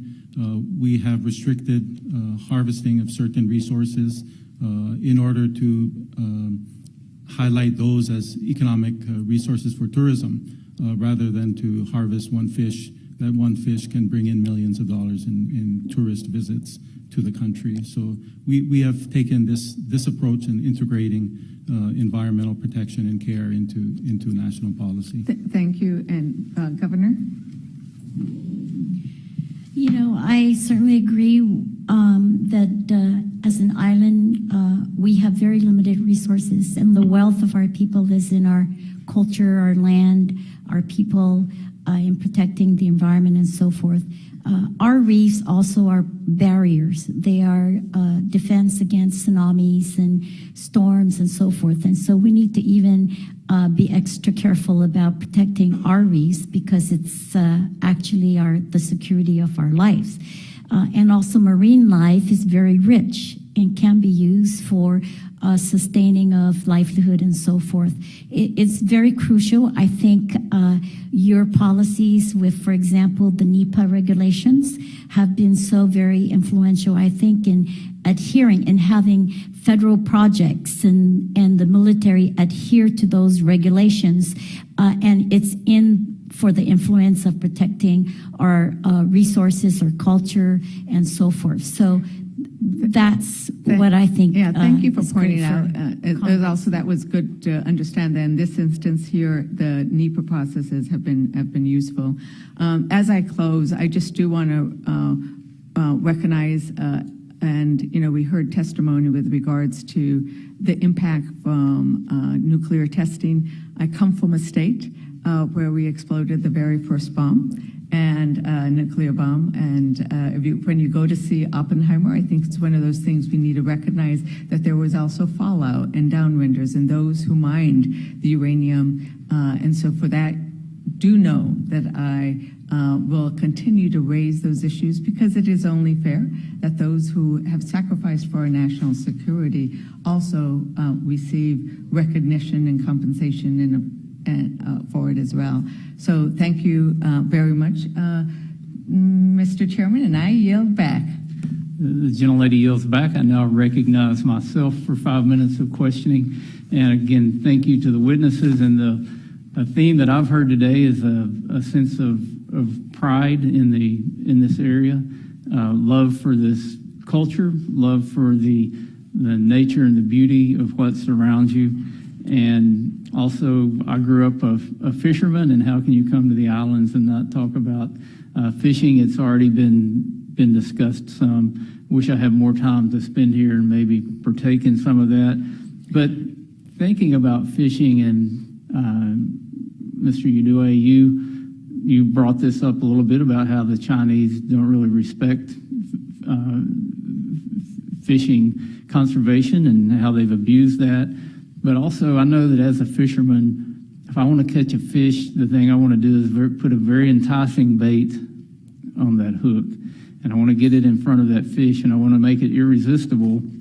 But unbeknownst to the fish, there's always a hook. There's always a hook that's going to take them out of the water, and probably to their demise if I take them home and have them for dinner with my family. But I see the Chinese Communist Party on a fishing expedition. I see them dangling bait out to people saying, here's something you must have. And we see what that means. You talked about the hotels, how they booked hotels, and then they canceled them and said, well, if you will agree with us, then we will ensure you have tourists coming back. These economic incentives that they provide through their Belt and Road Initiative often seem very appealing, but there's always a hook. And I want to give all the panel an opportunity to talk about how we convey the message to the public that there is a hook, that these aren't just goodwill gestures from the Chinese Communist Party. And also, what does it look like to have a real partnership, both economic and strategic partnership, and what message can we take back as members of Congress to develop that partnership from our end? And Governor Guerrero, I'll start with you, and we'll just go down the line. I think the message that you should take back is those Chinese threats are very real here to our island. And how you convey that could be through the stories that we have told. And I think it's very important also that we continue the strong relationship with our federal partners, our U.S. partners, and in that way encourage more support this way towards workforce development, education, and so forth, because that's how we're going to be secure and defensive in this part of the world. Thank you. Governor Palacios. Thank you, Mr. Chairman. Mr. Chairman, we see it on a daily basis. We see those hooks and those baits being dangled every day. As I've stated, a lot of our economies are driven by Chinese investments. How do we address that? I think the federal agencies need to become more involved. not just in regulations, but become more involved in the development, the economic developments of our island countries, not just in Guam, not just in the Northern Marianas and Micronesia, but across the Pacific. Many times we have policies that were put on us, but no guidance. We really need to ask our federal agencies to provide those guidance and the overarching policies of our federal government, including those policies that were set into statute by Congress. Thank you. Thank you. Mr. Udue. Thank you, Chairman Westerman, and I want to thank many of your members of your committee for all the support that you've provided us in the process of negotiations, part of it resulting in the appointment of Ambassador Yun. I appreciate that support that helped move our negotiations along.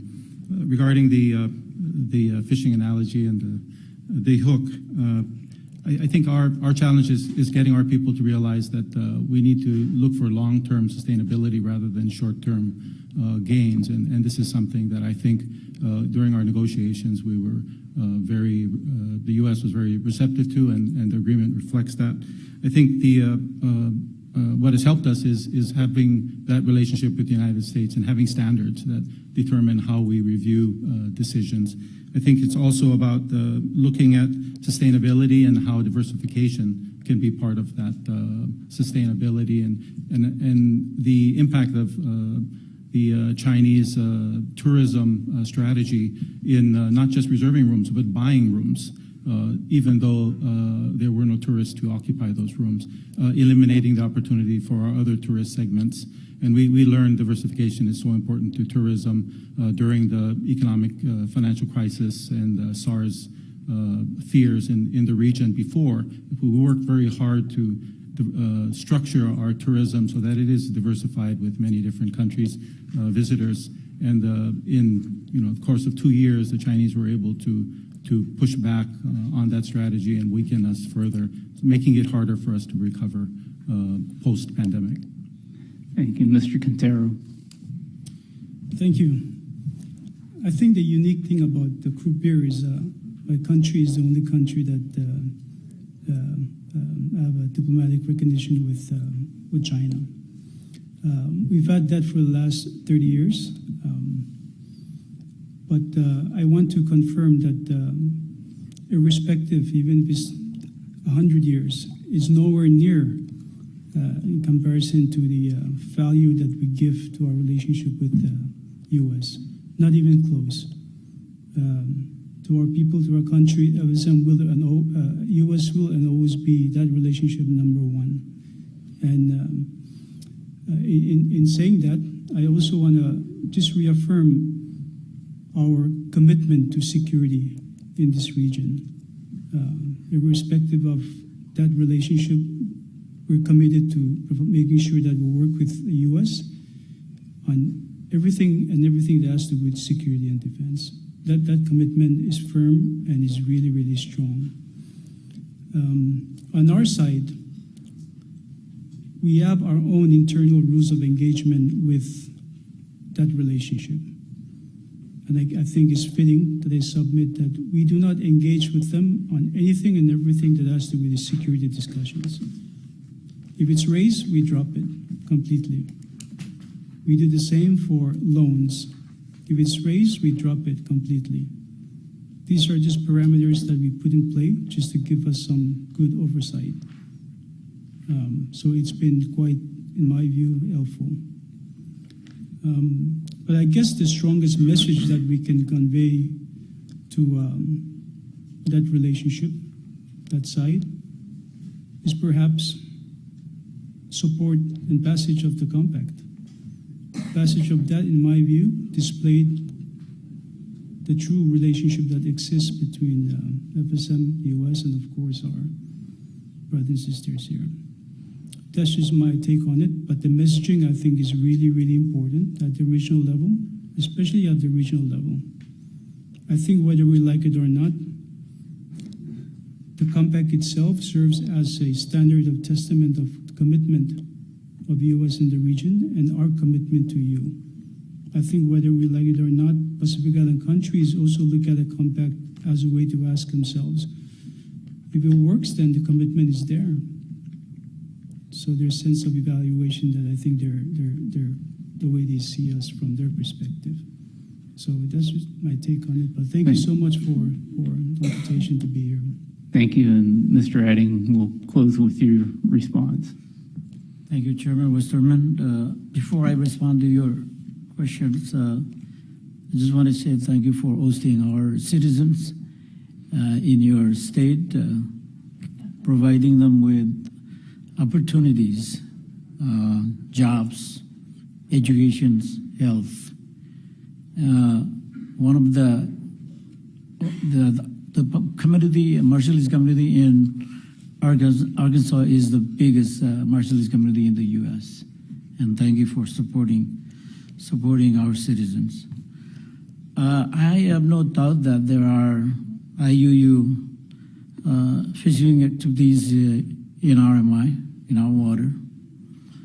And we're trying our best with what we have, the resources that we have, to try to curtail this activity, these kind of activities. And with the partnership from U.S., we appreciate that very much. We have our Sea Patrol divisions that does surveillance of our water, and also we have the Maritime Authority doing the same. We do have two fishing businesses in RMI, licensed businesses, I should say, and we do export tuna, loining tuna, as well as tuna for canning. So that help our economy. I can provide you with more detailed information to you, Mr. Chairman, in writing. I just need to talk to the right person first and then respond to you. Thank you. Thank you. And again, thank you to our witnesses. The members of the committee may have some additional questions for you, and we will ask you to respond to those in writing. That will conclude our first panel. We're going to take a short recess while we change out for the second panel. And so the committee will stand in recess until call of the chair, and I anticipate that's going to be at 12 o'clock sharp.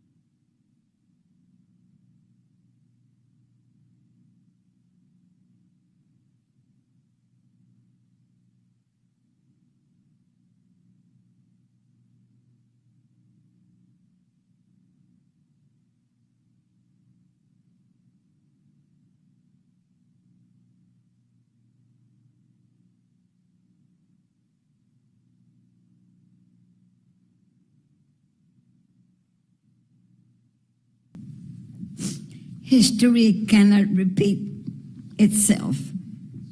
In other words, Guam should never be the focal point of a violent and brutal conflict in the Pacific. Nobody should ever have to endure what I went through. I would not wish that pain and despair of any worst enemy. I cannot let that happen to my grandchildren, great-grandchildren, and the people of this island. Japan attacked us because of our strategic and important location in the Pacific. With control of Guam, Japan could control the Pacific. China sees the importance of Pacific Islands as well. However, we will not let them have control over Guam and the Pacific region. No way. I will forever be thankful to the United States when they liberated our island 79 years ago on July 21st, 1944. I was just 13 years old, and I was proud and happy to see service members land on Ashen Beach. To me, their presence signified more than just the end of the Japanese occupation in Guam. It signifies liberty, democracy, and freedom.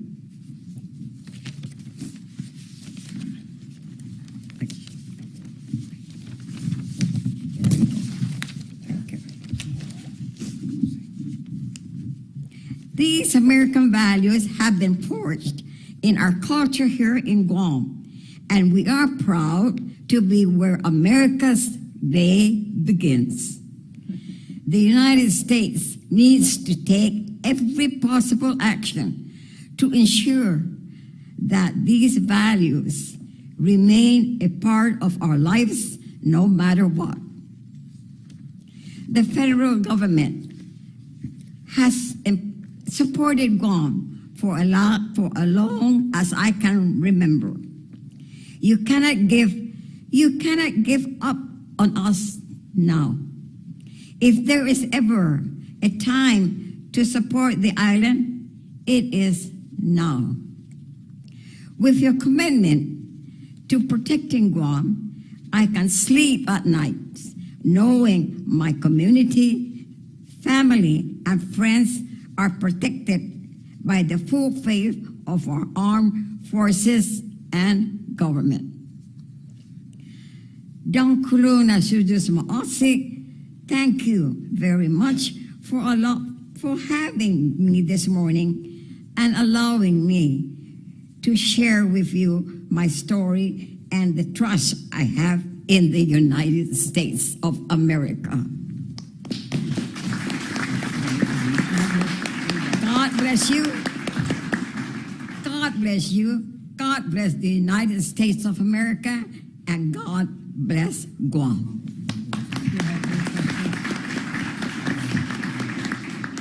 Thank you, ma'am. The chair.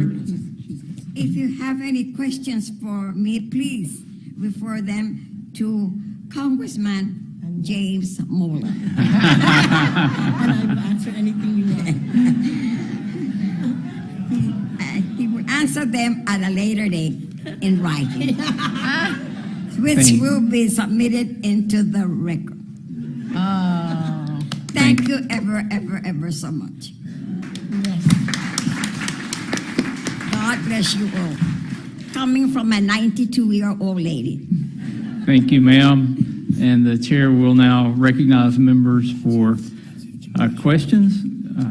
I want to first start with the gentleman from Colorado, Mr. Lamborn. You're recognized for 5 minutes.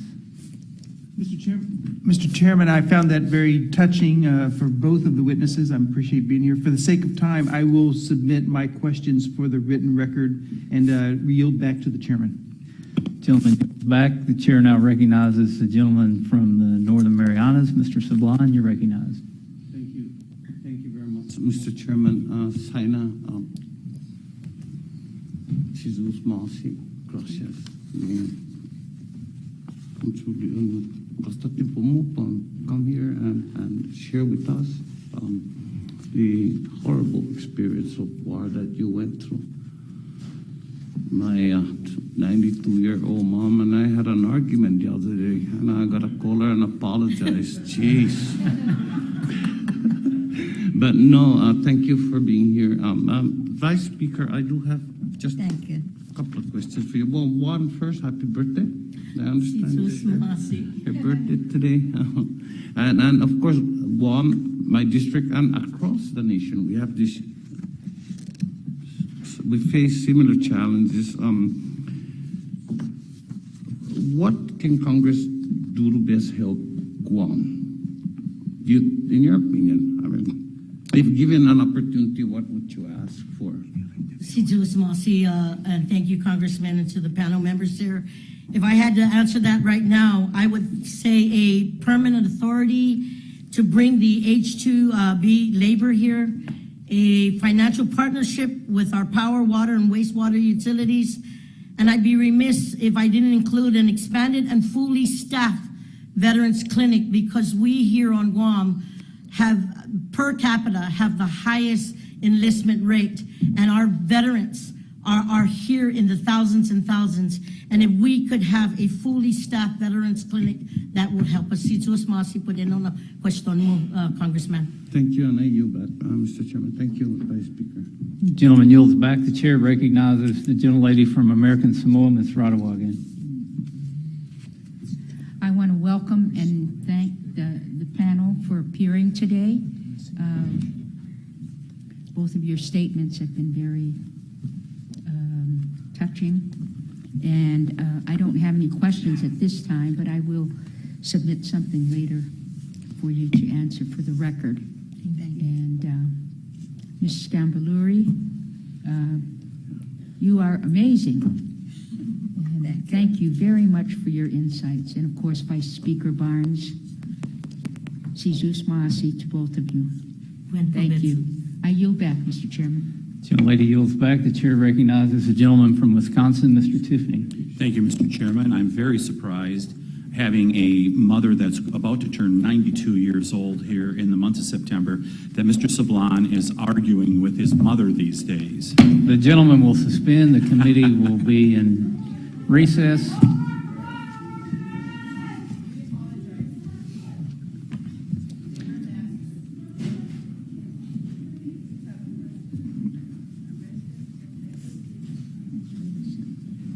The committee will come to order. The gentleman is recognized, Mr. Tiffany. Yeah, thank you very much, Mr. Chairman.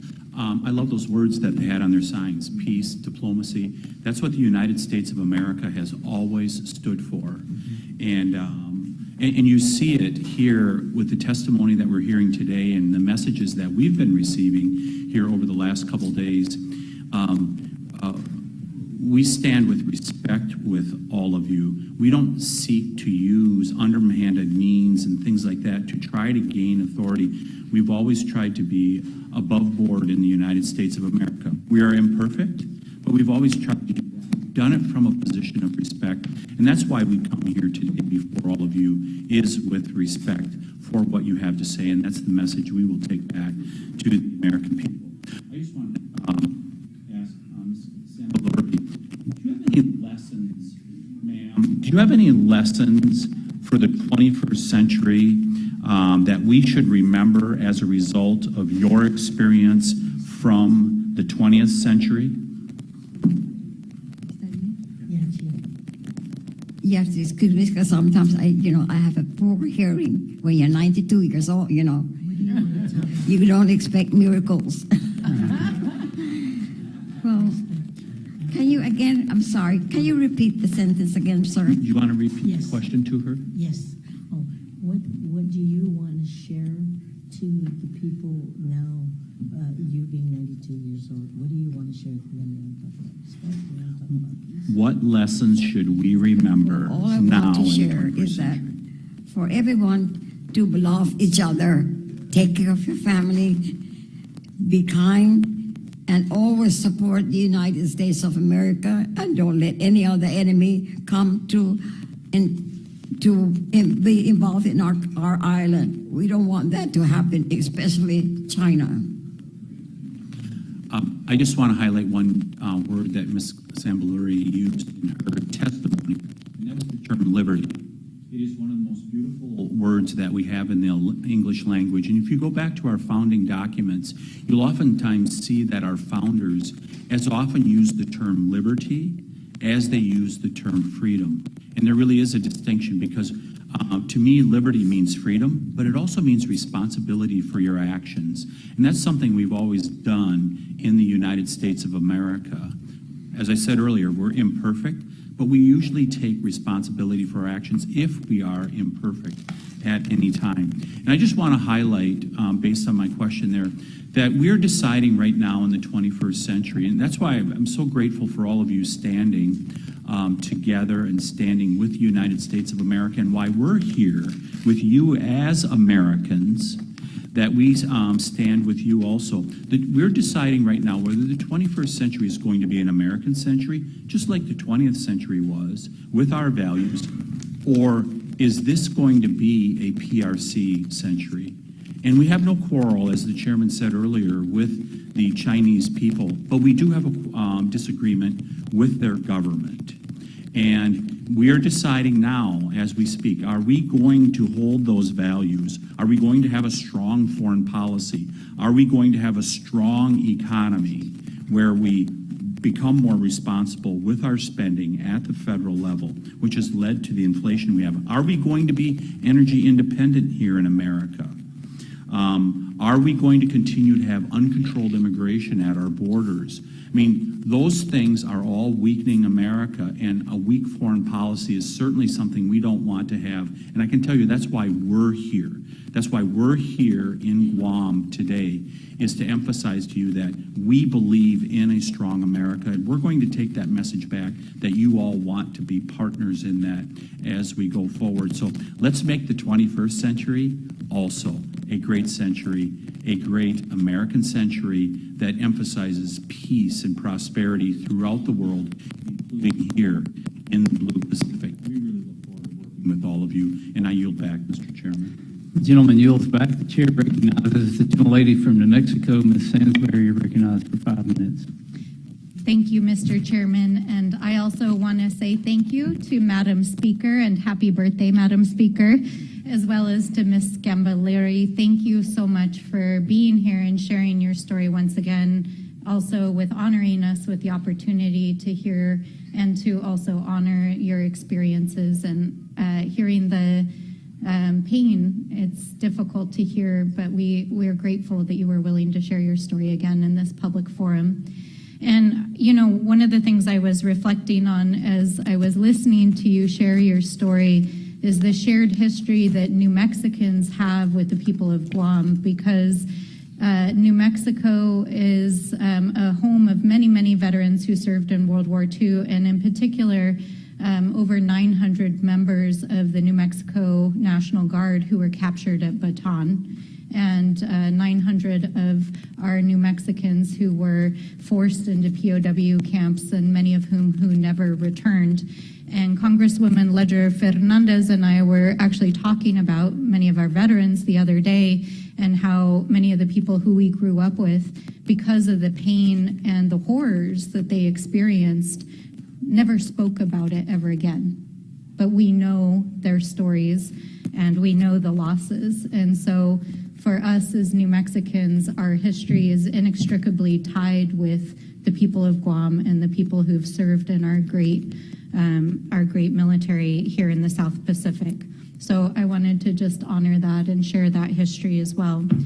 I was struck in particular, I wrote down the comment that you made, Ms. Gambaleri, that Guam and our island nations are the center of American values and the center of the Pacific Ocean. And I also noted that you noted that those values are liberty, democracy, and freedom. And I think, like other members on the panel today, that is really why we're here. It's not just to address the strategic and military concerns that we have and economic concerns we have with the PRC, but to really celebrate and uphold our shared values as Americans and as allies in the region.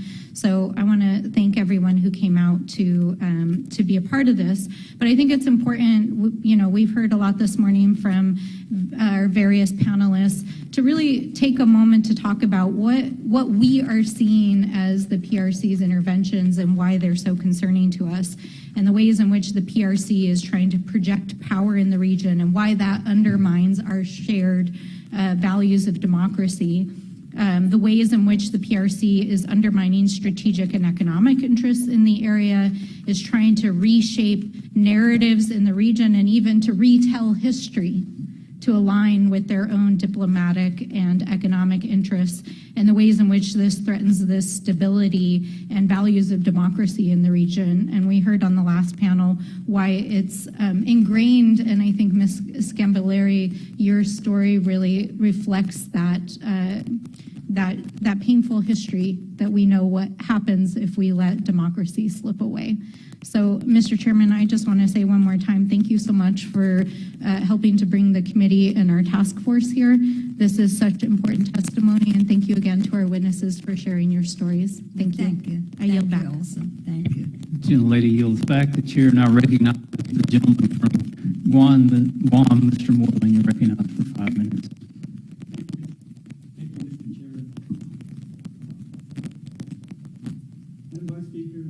Happy birthday, and also to your twin sister as well. I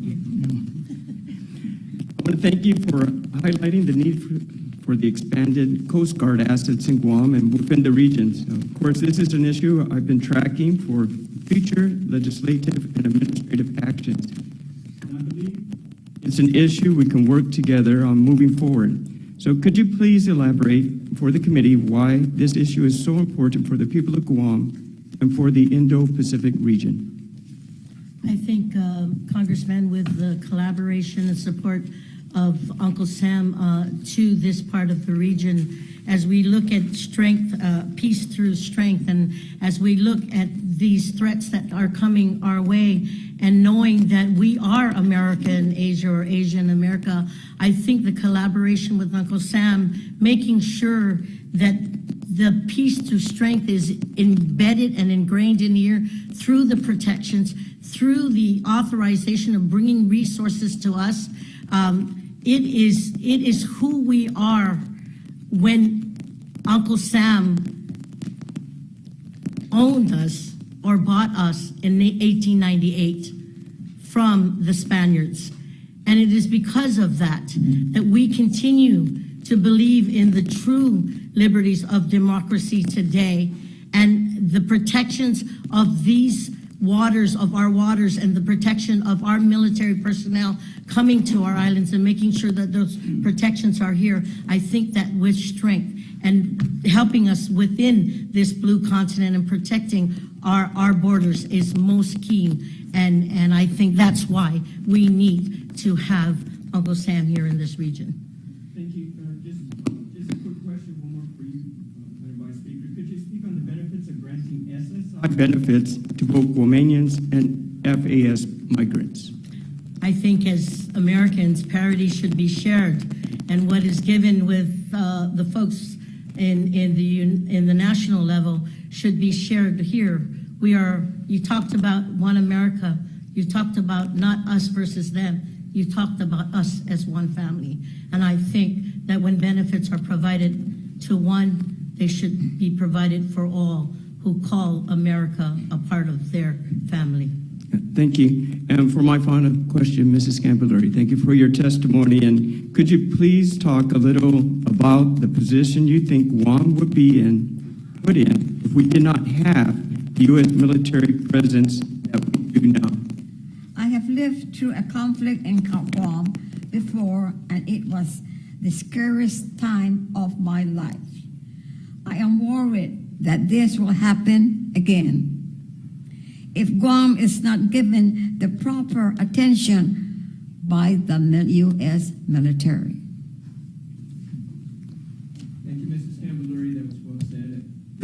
appreciate, and thank you for sharing with us here today. Thank you, Congressman. Mr. Chairman, I yield back. The gentleman yields back. The chair recognizes the gentlelady from Wyoming. Ms. Hageman, you're recognized for 5 minutes. Thank you, and again, it's so wonderful to be here. Earlier this summer, as the chairman of the Subcommittee on Indian and Insular Affairs, I was invited to speak at the ceremony for the 79th anniversary of the liberation of Guam in Washington, D.C.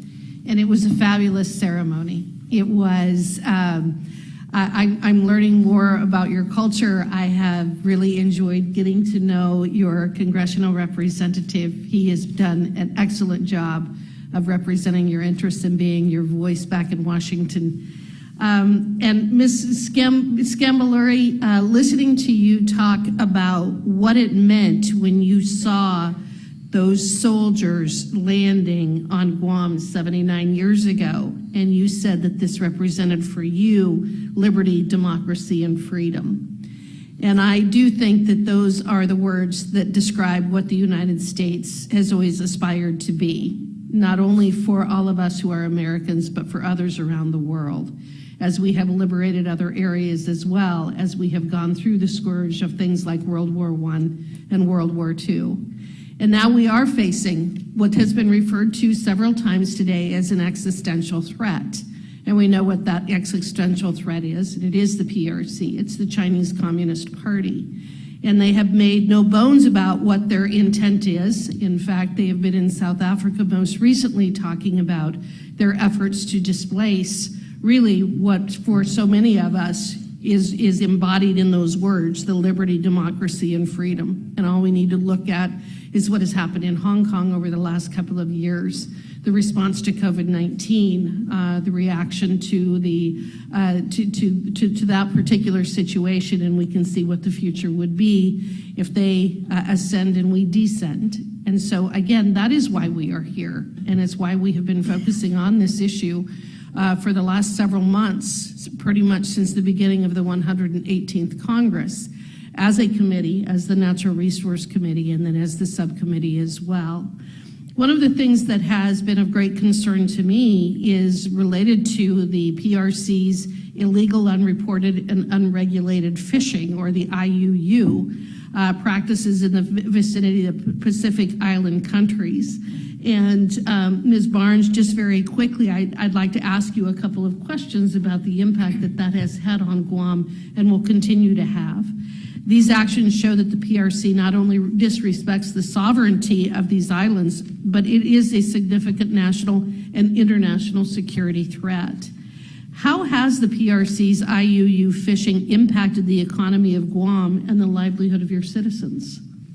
When you take away from the livelihoods of the community, you take away the very vital strength for them to survive.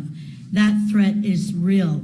And we need the support coming from Uncle Sam. I want to share with you, not too long ago in the 35th Guam Legislature speaker, I did receive a call from the ambassador of China saying that I should advocate for a one China plan. And I said, way above my pay grade, this is not right. We are Americans, and that we are here to peacefully. And if this is a threat, then I think that you've really asked something way above my pay grade. But in all fairness to that, as you see that coming here, and you see what's happening with what they can do without the support from Uncle Sam, then we will then have what Auntie Irene Scambaluri is so afraid to happen to our children, our grandchildren, and our great-grandchildren, and that's peace and democracy. So we can't allow that to happen. Well, then I agree with you, and I can assure you that every one of the people on this panel will be taking that message back to Washington, D.C., describing the interests of Guam and the surrounding islands and why they are so important not only to all of us as American citizens, but again to freedom around the world. Do you have any suggestions on how the United States can increase cooperation and coordination to address these unlawful activities from the PRC? I think a full collaboration with our brothers and sisters of the Blue Continent is very key and important. I think as we come together as one big Blue Continent and having over 212 million miles, I think we have a big block of people who believe in freedom and democracy. And it starts with bringing all of us together and sharing in the principles and the values and the equipment and the resources that it needs to protect the freedoms that we have today. So No, that pure collaboration is strictly, needed.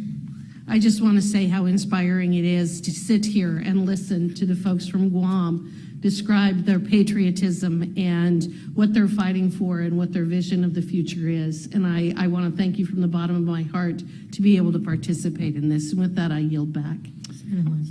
The lady yields back. The chair now recognizes the ranking member, Ms. Ledger Fernandez, for 5 minutes. Thank you so much, Chair.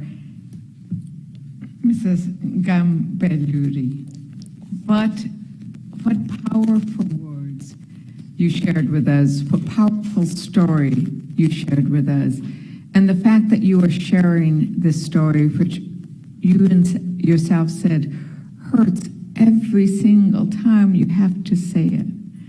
That describes the love that you have for your Guam, the love that you have for the United States of America, the love that you have for peace and freedom and liberty. And I thank you so very much for sharing that love with us today. It was beautiful and it touched us. Thank you ever so much. Thank you. God bless you all. And God bless you as well. God bless you as well. I wanted to really thank you, Madam Vice Speaker and formerly Speaker, for sharing the importance of treating equal as equal. So that if you are an American citizen who resides in Guam, that you will receive the same treatment as an American citizen residing in New Mexico. I think that was very important for us to realize that, especially given the high participation and the patriotism that the people of Guam show in serving. And can you talk a little bit more about the importance of having reliable VA services and medical services here in Guam? Thank you very much, Congresswoman Fernandez. We are thousands and thousands of miles away where expertise and specialties of medical need and what have you, mental issues, all that are needed. We are so far away. And with the little resources that we have here, we have to travel and spend so much money. Don't have to go far.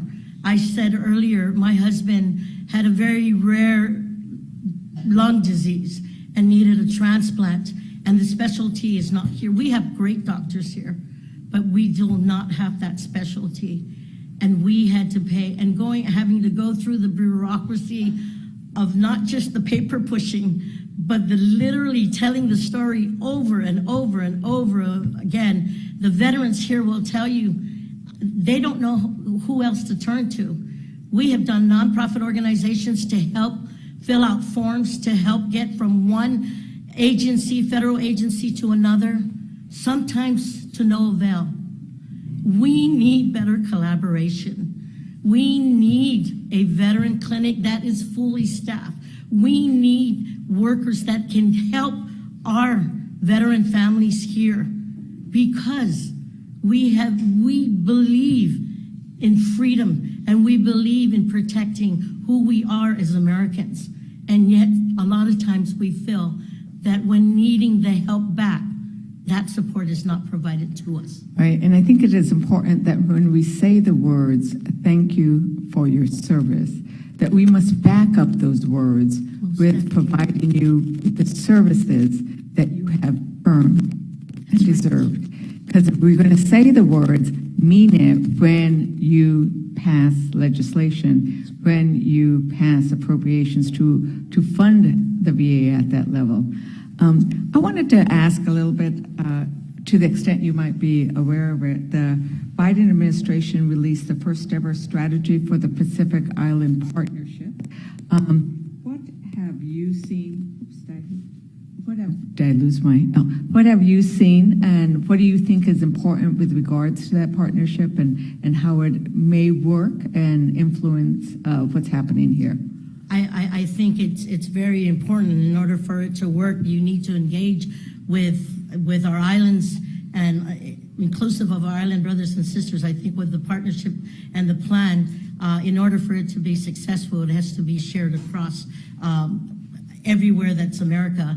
And this administration has taken that point. I think that we need, the awareness needs to come out. I mean, the programs needs to be here, but more importantly, we need to be able to acquire and to be able to be included in everything that is being given through that plan.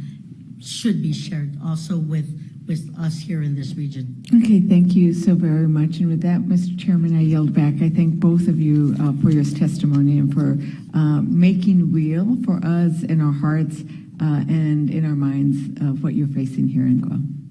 Thank you. Gentlelady yields back. I recognize myself for questions. And instead of questions, I think I just want to say a great big thank you, Ms. Gambaleri. Thank you. I can tell you that getting to come here and hear your testimony in person made the whole trip worthwhile. And it made running for Congress and serving and doing the job that we do worthwhile, just to have that reminder of how precious freedom is, how we should never, ever forget. I had a chance to look briefly at the book that your father wrote those names in, and I thought how he thought we can never forget these people that made sacrifices, and the freedom that we have was bought with blood and sacrifice. And thank you so much for reminding us of that today and what's at stake. And I am thankful that I am an American. And Ms. Yes.